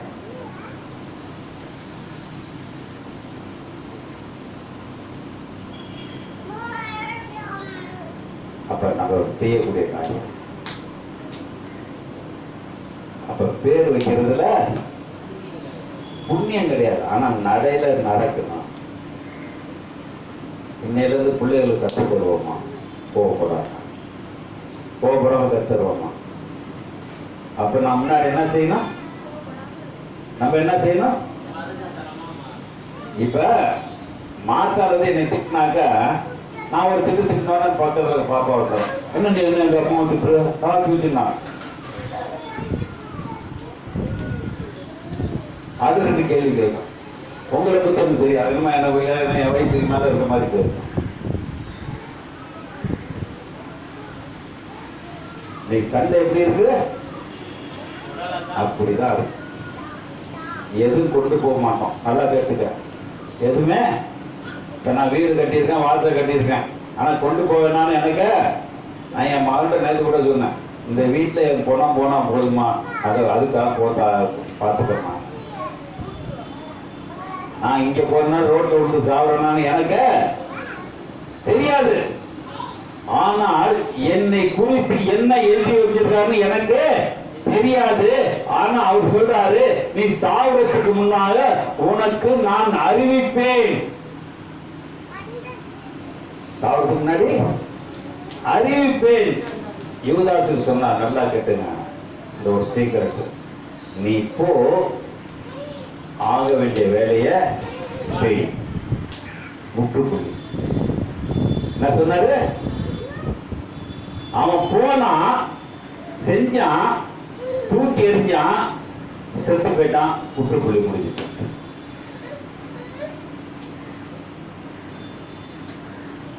வேது மறுதளிச்சான். அவரை பார்த்தான். அவரை பார்த்தாரு, என் ஆடுகளை மேய்ன்னு கேட்டாரு. அப்ப என்னை கொண்டு, என்னுடைய வாழ்க்கையை கொண்டு, என்னுடைய சிந்தனையை கொண்டு என்ன வச்சிருக்காருன்னு எனக்கு தெரியாது. ஆனா என்னுடைய வாழ்க்கை எப்படி போய்கொண்டிருக்குன்னு தெரியாது. என்னுடைய கோபம் என்ன செய்யும்? எல்லாத்தையும் அழிச்சிடும். கோபம் எல்லாத்தையும் அழிச்சிடும். ஒரு தனி மரமா இருக்கும்போது தான் தெரியும். தனி மரமா இருக்கிறப்பதான் தெரியும். அப்ப நம்ம செய்யக்கூடிய காரியம் சிந்தனை. அப்போ இன்னொரு காரியத்தை மட்டும் சொல்லி முடிச்சிருப்பாங்க. மத்தேயு அதிகாரம் 6ஆம் அதிகாரம்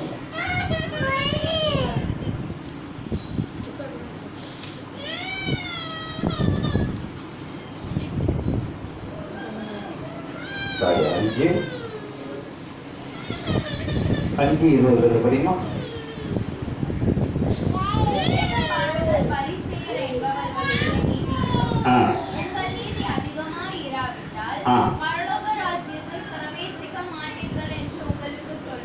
என்ன சொல்றாருங்க?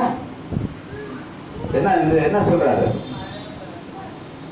இப்ப இதுல நான் நீதி எடுத்திருக்கேன். என்ன எடுத்திருக்கேன்? நீதி இங்க எங்க வருது?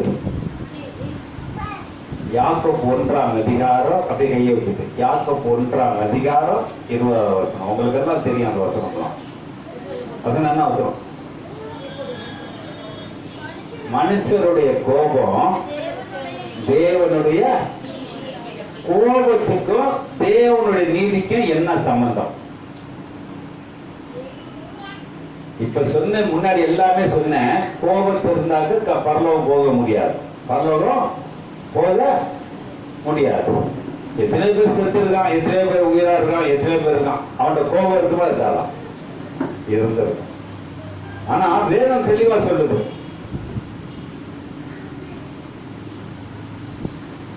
இப்ப தேவனுடைய கோபமா என்னுடைய கோபமா? அது வசனத்தை படிமா சரி. மனுஷனுடைய கோபம் அது என்ன? தேவனுடைய நீதி. தேவனுடைய நீதி என்ன? தேவனுடைய நீதி ஒரு கோபம் இருந்தாலே இந்த 10 கட்டளை நம்மளால என்ன செய்ய முடியாது, கடைபிடிக்க முடியாது. ஒண்ணு இல்ல, எனக்கு ஒரு வியாதிக்காக நான் இயேசுகிட்ட போய் வேண்டேன், இல்ல பிதாட்ட வேண்டேன், நடக்கலன்னா என்ன செய்யலாம்? ஒண்ணு அவரை மருந்தளிச்சுட்டு வந்துடுறேன்.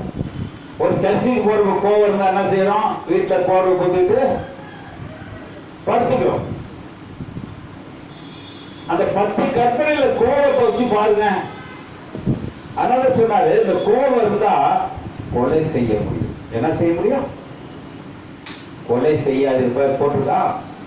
எப்போ கொலை செய்வோம்? சும்மா இருக்க போயா? என் மனைவி என்ன அறுவாள் எடுத்து போய் வெட்ட போயிடும், சும்மா இருக்க எப்ப பேசுவோம்? நம்மளுக்கு எவ்வளவு எல்லைக்கு மேல கோபம் இருக்குதோ அறுவாளை தேட முடிஞ்ச அவங்க தேடி போய் வெட்டிடுவோம்.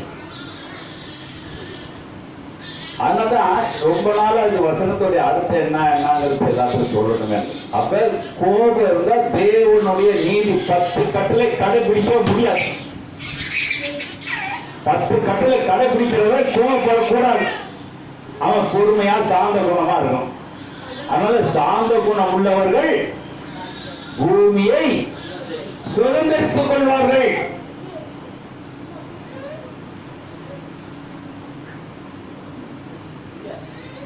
அப்ப நான் கோபப்பட்டேன்னா தேவனுடைய நீதியை நான் என்ன செய்ய முடியாது, நிறைவேற்ற முடியாது. அப்ப வாரம் பைபிள தூக்கிட்டு போறது வர்றது ஒண்ணு இல்ல. அந்த ஏலின் சேவையில பாத்தீங்கன்னாக்கா, ஏலின் அது சாரோன் சேவையில வேன்ல ஏறுறப்ப நாங்க அப்போ டிஃபன் சாப்பிடுறோம். எழுச்சி அங்க உட்காரு, ஏய் உட்காரு, கீழே இறங்கி போகும், திருப்பி போய் எழுப்போம் 2 பத்தி.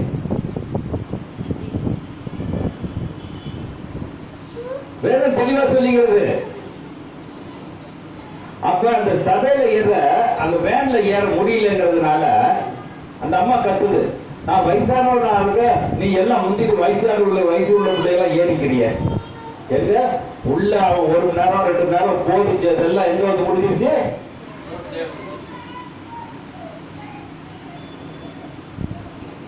இதெல்லாம் பரலோகத்துக்கு போகுமா? பரலோகத்துக்கு போகுமா? அப்ப பரலோகத்துக்கு போறதுக்கு என்ன காரணம்? அப்ப தேவனுடைய கோபம், மனுஷருடைய கோபம். தேவனுடைய கோபம் எப்படி இருக்குமா? பல நாடு மாதிரி இருக்கும். ஆனா என்னுடைய கோபம் தேவனுடைய நீதியை நடப்பிக்க முடியாது.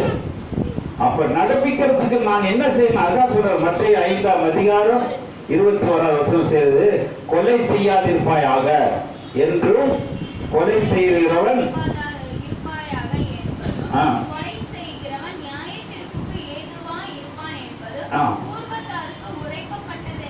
கேள்விப்பட்டிருக்கிறீர்கள். என்ன சொல்றாருங்க? அப்ப என்ன கோபம்? கோபத்தினால கொலை வருது. கோபத்தினால என்ன வருது? அப்ப நான் நியாயப்பிரமாணத்தை கடைபிடிக்க முடியாது, கோபப்படுறதுனால கடைபிடிக்க முடியாது. அப்ப கோபப்பட்டாக்க அதுதான் சொல்ற. படிங்க, சீக்கிரம் படிச்சிருங்க. சகோதரனை நியாயமில்லாமல் கோபித்துக் கொள்பவன் நியாய தீர்ப்புக்கு ஏதுவாய் இருப்பான். தன் சகோதரனை வீண் என்று சொல்கிறவன் ஆலோசனை சங்க தீர்ப்புக்கு ஏதுவாய் இருப்பான். மூடனே என்று சொல்கிறவன் எரி நகரத்திற்கு ஏதுவாய் இருப்பான். கோபத்துக்கு வார்த்தை என்னன்னு சொல்லுவோம்? கோபத்துக்கு நீ என்ன ஒரு முண்டை சிரிக்கிறீ, அவர் என்ன சொல்லுவோம்? சிரிச்சிருவோமா? யாரடா பார்த்து சொன்ன? நீ அவன், நீ அவன், நீ அவனு நம்ம ஒண்ணுதான் சொல்லியிருப்போம். 9 ரிப்பீட் வரும்.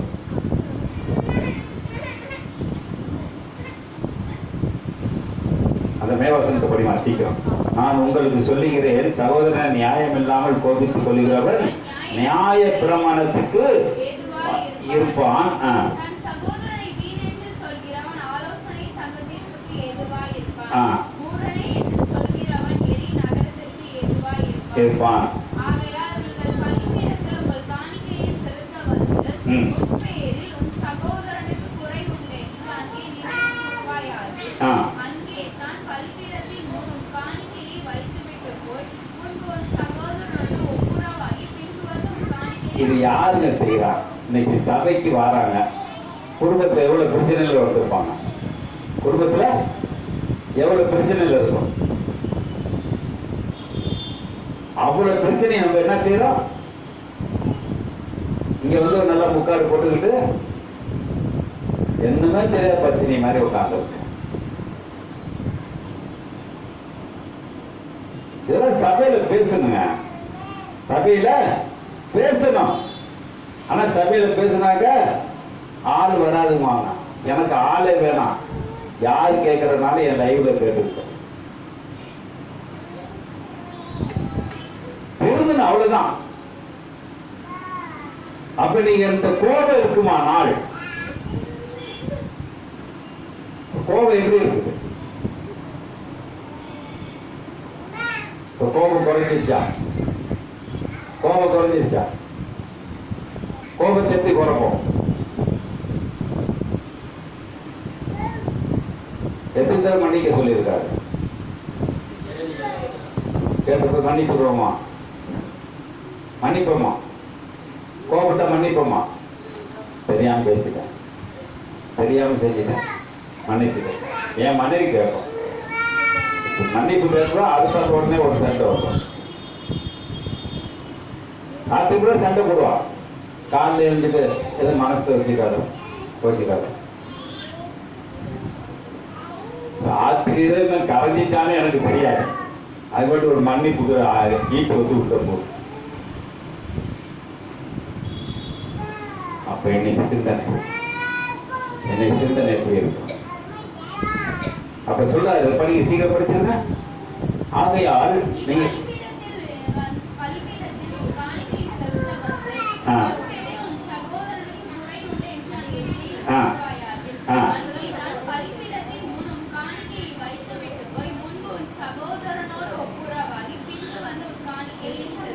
எப்ப செலுத்துங்க?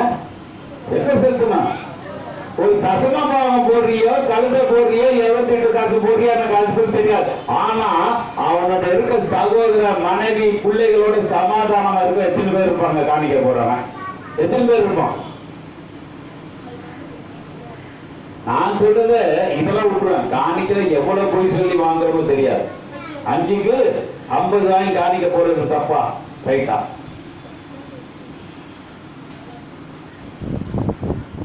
ஆனாதான் இப்படி சொல்றதுதான் யாக்கோபு 5ஆம் அதிகாரம். சீக்கிரம் எடுங்க, மதிப்பது ஓடி. யாக்கோபு 5ஆம் அதிகாரம் 8 படிமா. நீங்கள் இன்னைக்கு என்ன செய்யணுங்க? இருக்கிறேன்னு ஒரு அழிலே சொல்லணும். எவ்வளவு சண்டை வந்தா கூட அதுக்காக காது கொடுத்துருக்கோம். ஆனா பைபிள்ல தான் நம்ம இந்த காதை யூஸ் பண்ணிக்கிறோம். கேட்கிற வசனத்தை கேட்டு இங்கிட்டு விட்டுட்டு போயிடுறோம். ஆனா நீடிய பொறுமை என்ன செய்யறோம்? நீங்கள் நீடிய பொறுமையாய் இருந்து என்ன சொல்றாங்க? இருதயத்தை ஸ்திரப்படுத்துங்கள். கர்த்தரின் வருகை சமீபமாய் இருக்கிறது. இன்னைக்கு எப்படிங்க இருக்குது? வடநாட்டில் இருக்கவங்க எத்தனை பேர் கிறிஸ்தவன் தெரியுமா? எத்தனை பேர் கிறிஸ்தவன் தெரியுமா? எத்தனை பேர் இந்துன்னு தெரியுமா? எத்தனை பேர் முஸ்லீம் தெரியுமா? அதுல எத்தனை பேர் கலப்பு திருமணம் பண்ணியிருக்கான், எத்தனை பேர் என்ன தெரிஞ்சிருக்கான்னு தெரியாத தெரியுமா நம்மளுக்கு? ஆனா அவன் எல்லாம் என்னாச்சு? இறந்து போயிடும். நேற்று பாத்தீங்களா? வேன் போனது, ஆம்புலன்ஸ் வேன் போனது எப்படி போச்சு பார்த்தீங்களா? இதுவரைக்கும் ரெக்கார்ட் பிரேக்னு சொன்னான். இது மாதிரி ஆம்புலன்ஸ் வந்து எங்கேயுமே இது மாதிரி போனதில்ல. அவ்வளவு ஆம்புலன்ஸ் ஏன்னா மினிஸ்டர் போற மாதிரி ஒன் பை அப்படியே போயிட்டு இருக்கு. இது காரணம் கிறிஸ்தவனா பலநாட்டு மக்களா? கிறிஸ்தவன் போய் சத்தியம் சொல்லலைங்க, கிறிஸ்தவன் போய் உண்மையை பேசுற இவனுக்கு 1000 கோபம் இருக்கு. அவன் எப்படி போய் சத்தியம் சொல்லுவான்? அதுதான் கோபம் வரக்கூடாது என்றால் என்ன செய்யணும்? எல்லாத்தையும் விட்டு போன வாரம் பேசினார். எல்லாத்தையும் விட்டவனுக்கு என்ன இருக்குது? தங்க கம்பி இரும்பு கம்பியா மாறுமா? இல்ல இரும்பு கம்பி தங்க கம்பியா மாறுமா மாறாதா? அப்ப அவன் எல்லாத்தையும் விட்டுட்டானா ஒரே பார்வை அவன் தேவனை ஒண்ணு மட்டும் தான் நோக்கி இருப்பான். ஏசு யார் நோக்கி இருந்தாரு? எந்த குணப்படுத்தினோட போய் திருப்பி எதாவது பேசினாரா? இல்ல குணப்பட்டவனை கூட்டிட்டு ரவுண்ட் அடிச்சாரா? எங்கேயுமே இல்லை. அவர் பாத்தீங்கன்னா தனிமையா போய் உட்கார்ந்து தேவனோடு பேசிக்கொண்டே இருந்தார். தூங்கினாரா தூங்கலையா எது வரைக்கும் அதை பத்தி போடவில்லை. ஆனா நம்ம ஜெபம் எப்படி வைக்கிறோம்? தூங்குற நேரத்தை தூங்கிறோம், ஏஞ்சிற நேரத்தை பேசுறான்னு சொல்லி ஏஞ்சிக்கிறோம், எல்லாம் போய்க்கிறோம். ஆனா இன்னைக்கு நம்மளுடைய சிந்தனை இயேசுவை கூட மாறட்டும். அப்ப என்ன இருக்கு? நீடிய பொறுமை இருக்குது, நீடிய நம்மள்ட்ட இருக்கா? அப்ப சொல்றாரு படிங்க, நீங்கள் நீடிய பொறுமையாக இருந்து உங்கள் இருதயங்களை ஸ்திரப்படுத்துங்கள், கர்த்தருடைய வருகை சமீபமாய் இருக்கிறது.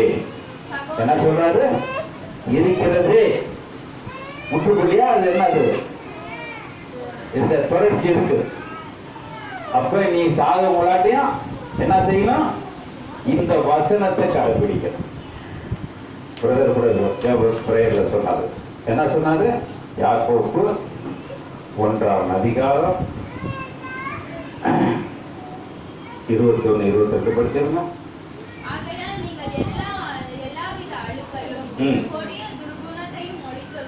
என்ன செய்யணுங்க? சாந்த குணம் எங்க வருங்க? நம்மள்ட்ட என்ன அழுக்கு இருக்கு? தினம் சோப்பிட்டு குடிக்கிறோமா? அழுக்கு போவாதா? அப்ப இது போடுறது தப்பா? எல்லா அழுக்கும் போயிருக்குமா? நம்மளோட அழுக்கு போயிருச்சா? இப்ப போற அழுக்கு என்ன அழுக்குன்னு தான் கேட்கிறோம். இருதயத்தில் இருக்க அழுக்கு அது எப்ப கழுவுறது? எப்ப கழுவுறது? படிங்க அந்த வருஷம் அதுல போட்டு பாருங்க. ஆகையால் நீங்க எல்லா விதமான அழுக்குகளையும் குளித்து விட்டு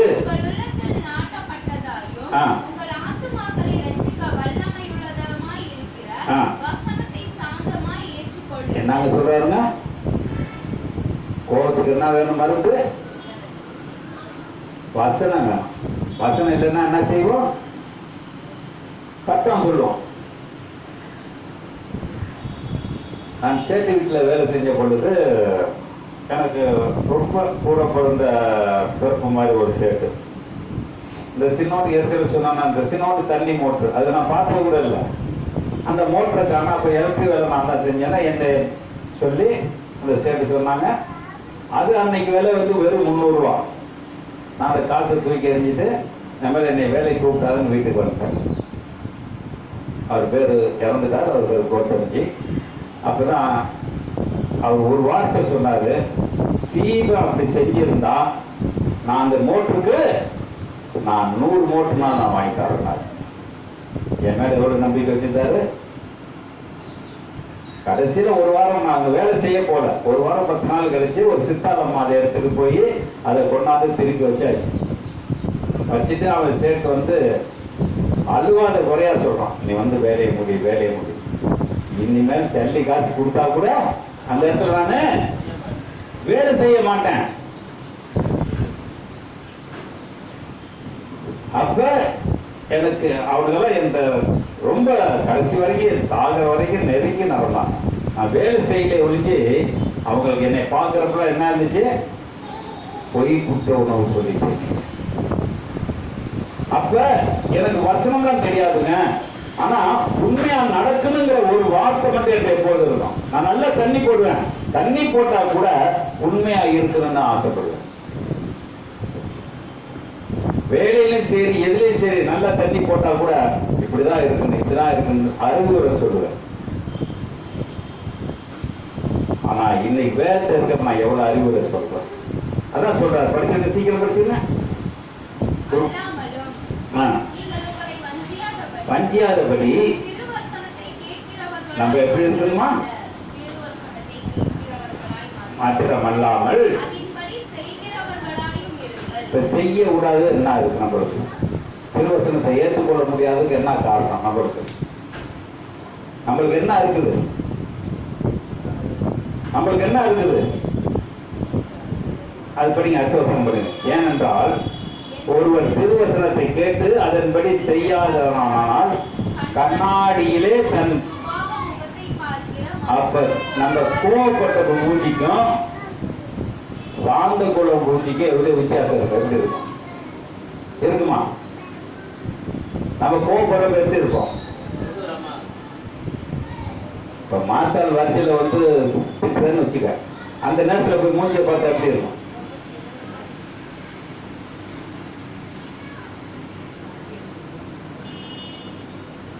என் மனைவியை சொல்றேன், ஏய் நீ கோபப்படுறடி, போய் மூஞ்ச பாருடிங்க. பிசாசு மாதிரி கோபங்கிறது. அம்மாதான் சொல்றாரு மூஞ்சி படிமாது.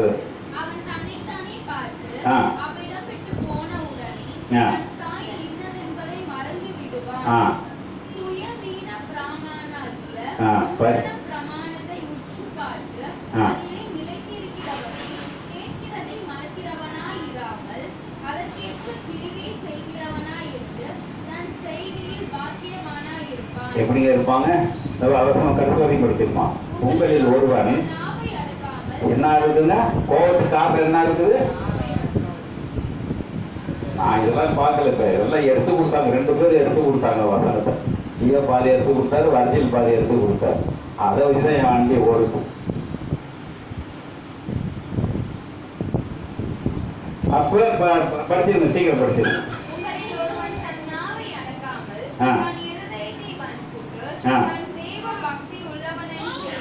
எண்ணினால்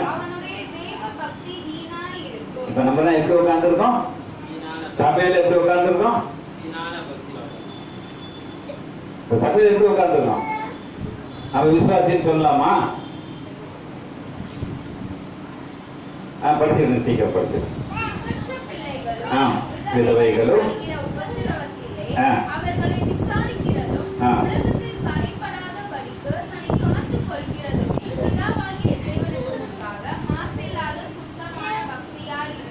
எப்படிங்க இருக்கு, நம்ம சுத்தமான பக்தியா இருக்கு.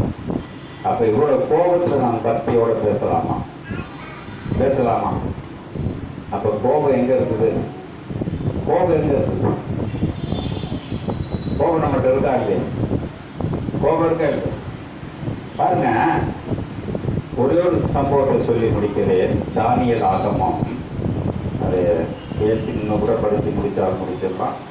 தானியல் ஆகமம் 3ஆம் அதிகாரத்திலே கோபப்படுறது எப்படி கோபப்படுறாங்கன்னு அது சொல்லி தர பாருங்க.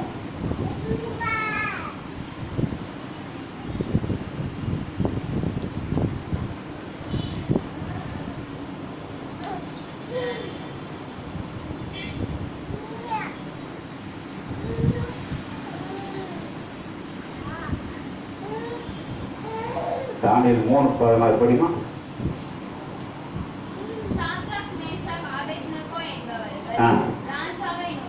ராஜாவை நோக்கி நேபுகாத்நேச்சரே, ஆ, இந்த காரியத்தை குறித்து உமக்கு உத்தரவு சொல்ல எங்களுக்கு இந்த வார்த்தை கோபமான வார்த்தையா இல்ல சாந்தமான வார்த்தையா?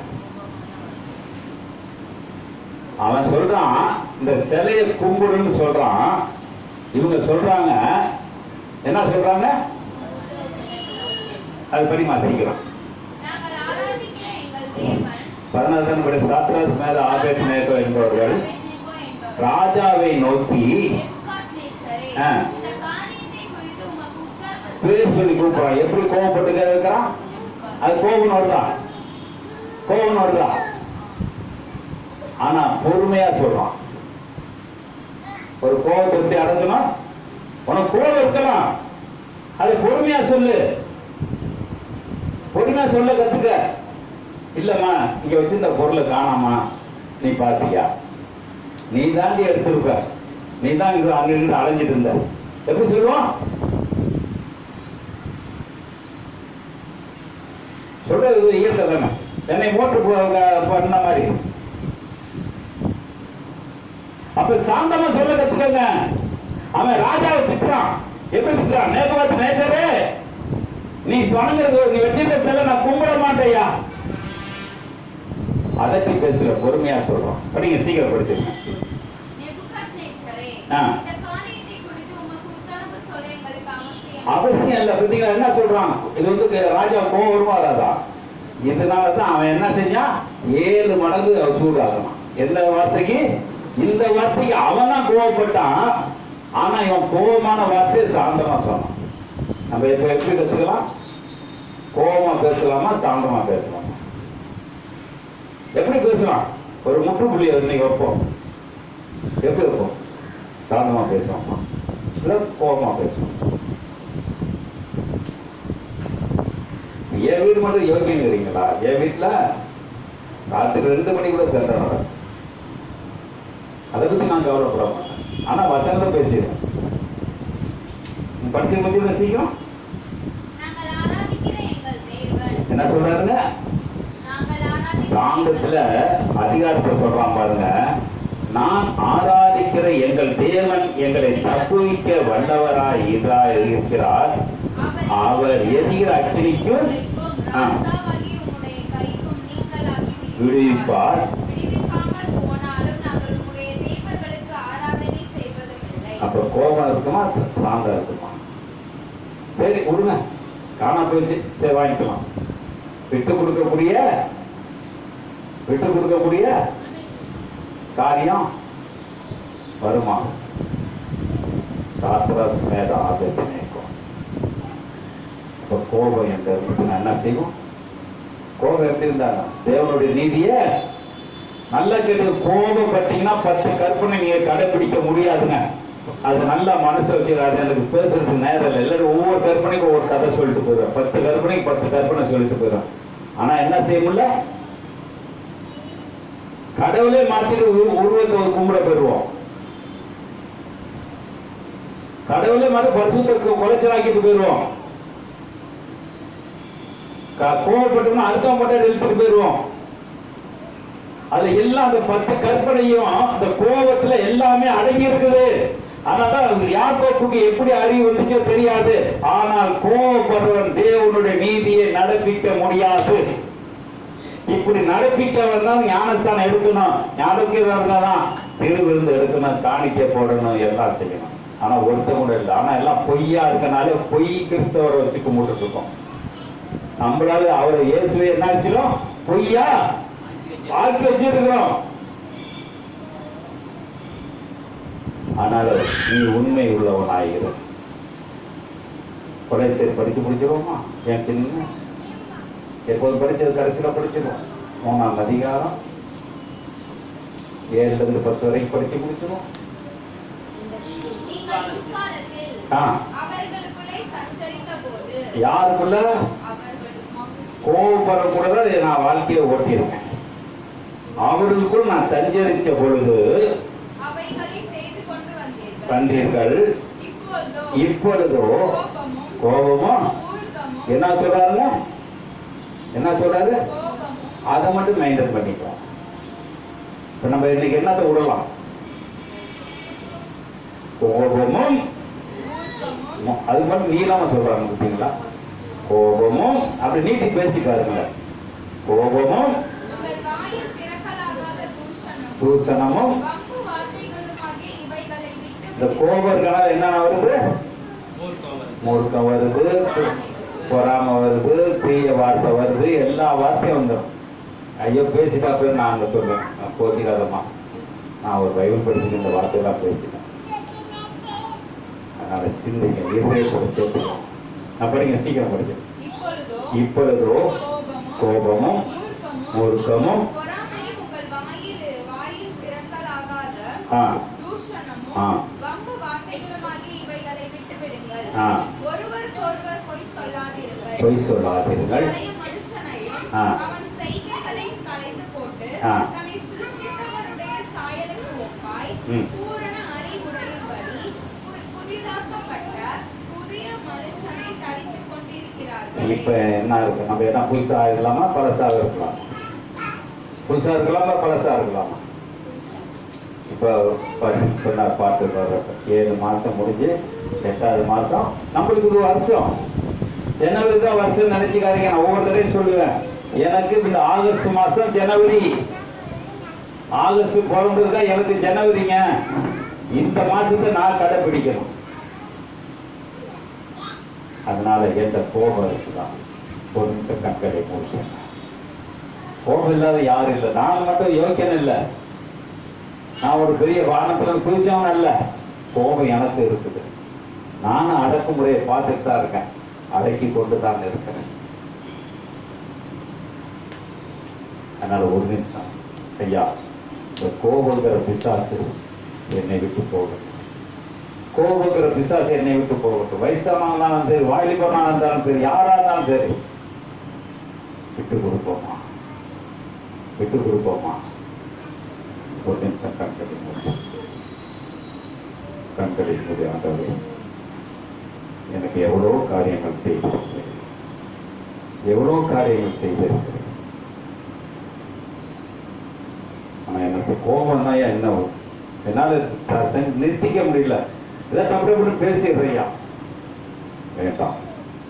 யோசனை பண்ணு, நல்ல யோசனை பண்ணிப்பாரு. உனக்கு ஆண்டவர் பக்கத்தில் இருக்கிறார், உன்னோடு பேசிக் கொண்டிருக்கிறார். நான் மாறிக்கிறேங்கிறதுலாம் ஒரு சின்ன ஜெபம். ஆண்டவரை இந்த கோபத்தை மாற்றி ஒரு சின்ன ஜெபம் கொடுத்துக்கிறேன். யார் யார் மாற்றணும், ஒரு சின்ன சின்ன ஜெபம். ஆண்டவரை எனக்கு கோபத்தை மாற்றணும். நான் கடைசியாக நான் அந்த ஜெபம் தான் பண்ண போறேன். அதனால இன்னைக்கு ஒரு முடிவு எடுப்போம். பாவம் உங்களை சுத்தி பிடிச்சிட்டே இருக்குதுங்க. நீங்க என்னதான் இருந்தா கூட அழுக்கு கழுவப்பட்டிருக்கல. அதனால இந்த கோபங்கிற பாவத்தை நான் மறைக்கிறேன். ஜெபம் பண்ணுங்க. சொல்றேன் ஐயா. நன்றி அப்பா, நன்றி நன்றி நன்றி இயேசுவே, கடமைப்படி நன்றி ஆவியானவரே. அப்பா, இன்னைக்கு கேட்ட செய்தியின் பிரகாரம் தாப்பனே, அப்பா கோபம் கொள்ளாமல், அப்பா பாவம் செய்யாமல் இருக்க உதவி செய்யுங்க தாப்பனே.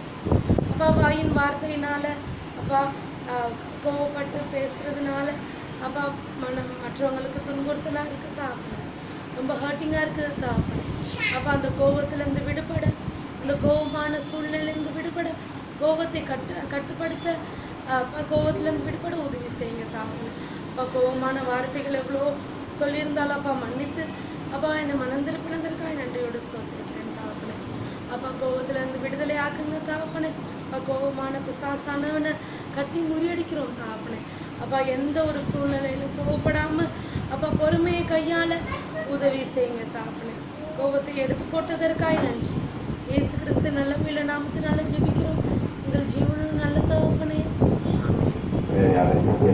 சீக்கிரம் கேட்டீங்க, நேரம். அதனால ஒன்றும் பிரச்சனை இல்லை. கட்டில் இருக்க இட்லி இருந்துட்டு தான் இருக்கும். ஆனால் பாவம் போகும்.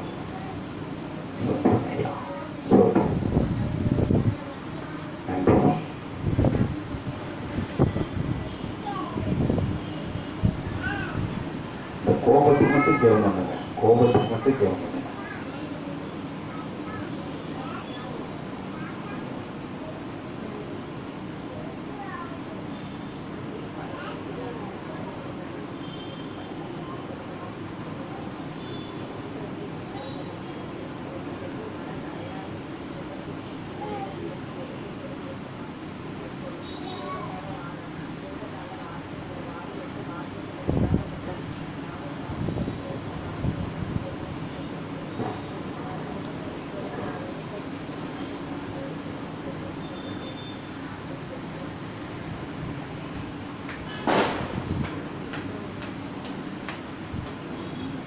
சத்தமாக ஜெபம் பண்ணுங்க.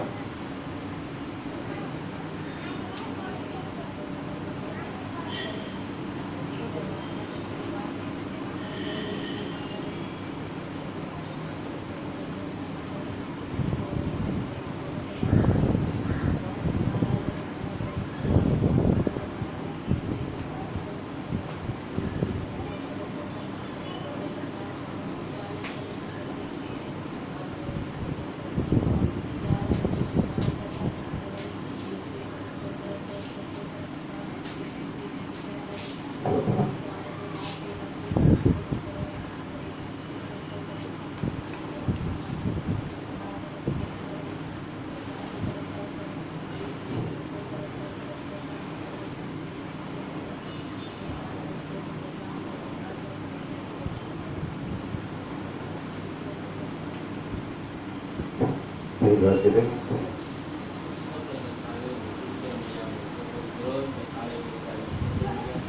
ஒரு சின்ன வார்த்தையாக இருந்தாலும் எளிய நிலையில ஆண்டவரே வேதத்திலிருந்து எங்களுக்கு கொடுத்துருந்த வார்த்தைகளுக்காக நாங்கள் நன்றி செய்கிறோம்.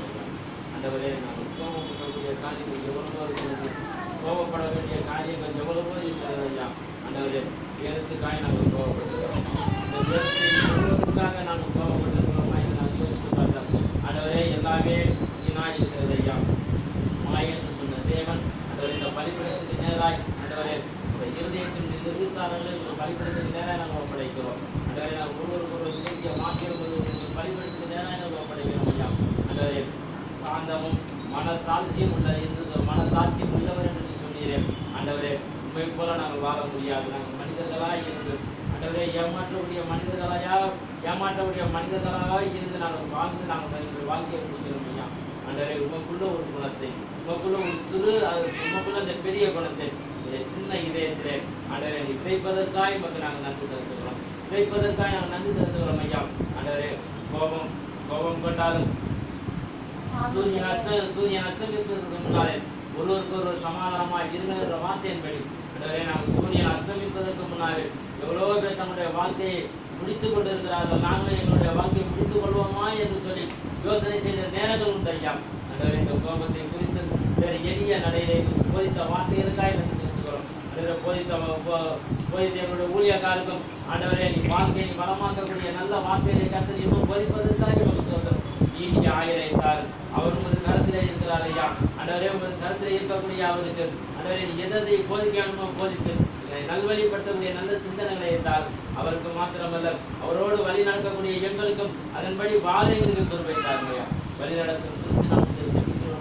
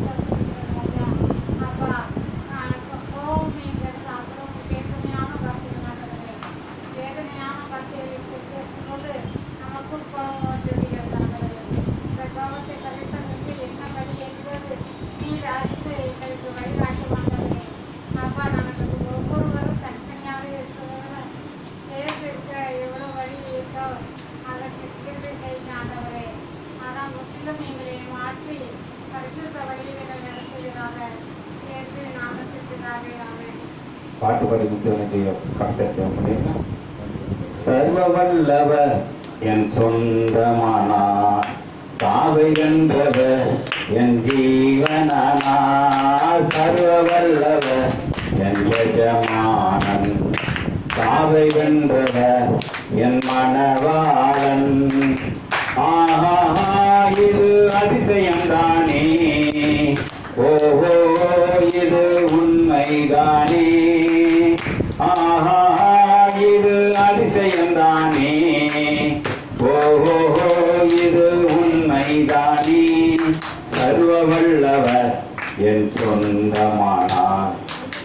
சாவை வென்றவர் என் ஜீவனானார். சந்தோஷமும் சமாதானமும் என்னுள்ளத்தில் பொங்குமையா. சந்தோஷமும் சமாதானமும் என்னுள்ளத்தில் பொங்குமையா. பாவமெல்லாம் போக்கிவிட்டார், பயங்கள் எல்லாம் நீக்கிவிட்டார். சொல்லுவோமா? பாவமெல்லாம் போக்கிவிட்டார், பயங்கள் எல்லாம் நீக்கிவிட்டார். சர்வ வல்லவர் என் சொந்தமானார். சாவை வென்றவர் என் ஜீவனானார். சர்வ வல்லவர் என் எஜமானன். சாவை வென்றவர் என் மனவாளன். அப்பா அந்த ஊதாரிப்புள்ள ஆண்டவரே தன் தாய் தகப்பனிடமும் சகோதரனிடம் ஆண்டவரே சொத்தை கைக்கு கோபத்தோடு போய் எல்லாம் இழந்து போய் வந்தது போல ஆண்டவரே இந்த கோபத்தின் நாள் நிமித்தம் ஆண்டவரே எனக்கு எல்லாம் இழந்து போய் கொண்டிருக்கிற தகப்பனே. அப்பா இடத்திலே கூட ஆண்டவரே அப்பாவும் வல்லமே ஆண்டவரே அந்த மத்தியில் இறங்கி அந்த கோபத்திலிருந்து விடுதலை பெறுவதற்காக சவுலா இருந்த மனிதர் எத்தனை கோபப்பட்டு கிறிஸ்தவரை கொண்டு ஒழிக்க வேண்டும் என்று அப்பா அந்த சவுலா இருந்தவரை பவுலாக அந்த கோபத்திலிருந்து விடுதலை கொடுத்த தெய்வமே உமக்கு நன்றி ஆண்டவரே. அப்பா மோசை கூட ஆண்டவரே 6 லட்சம் மக்களை வழிநடத்த அந்த குருவை வல்லமை கொடுக்கும் போது ஆண்டவரே அந்த கோபத்தினால் ஒரு மனிதனையை கொன்று ஒழித்தாயா. இன்னைக்கு கொலை என்பது ஆண்டவர் இந்த கோபத்தினால் வரக்கூடிய எல்லா சினமும் இன்னைக்கு மாறிக்கொண்டிருக்கிறது. அப்பா தேவ கோபத்துக்குள் நாங்கள் உட்படுத்தாதவரை எங்களை பாதுகாக்கும்படியாக அப்பா உங்க திருக்கரத்தில் எங்களை ஒப்பு கொடுக்கிறோம். வழிநடத்துங்க, பொறுப்படுத்திக் கொள்ளுங்க. இயேசுவுடைய நாமத்தில் ஜெபிக்கிறோம் நல்ல பிதாவே. என் ஆத்மாவே கர்த்தரை ஸ்தோத்திரி, என் முழுவதுமே பரிசுத்த நாமத்தை ஸ்தோத்திரி. என் ஆத்மாவே கர்த்தரை ஸ்தோத்திரி. கர்த்தர் செய்கிற சகல உபகாரங்களை பாராது. கர்த்தராகிய இயேசு கிறிஸ்துவின் கிருபை, பிதாவாக தேவனுடைய அன்பும் பரிசுத்த ஐக்கியமும் உங்களோடும் அனைவரோடும் பரிசுத்தமான அடியரோடு இருப்பதாக. ஆமென். அல்லேலூயா, அல்லேலூயா, அல்லேலூயா. Praise God, praise God, praise God.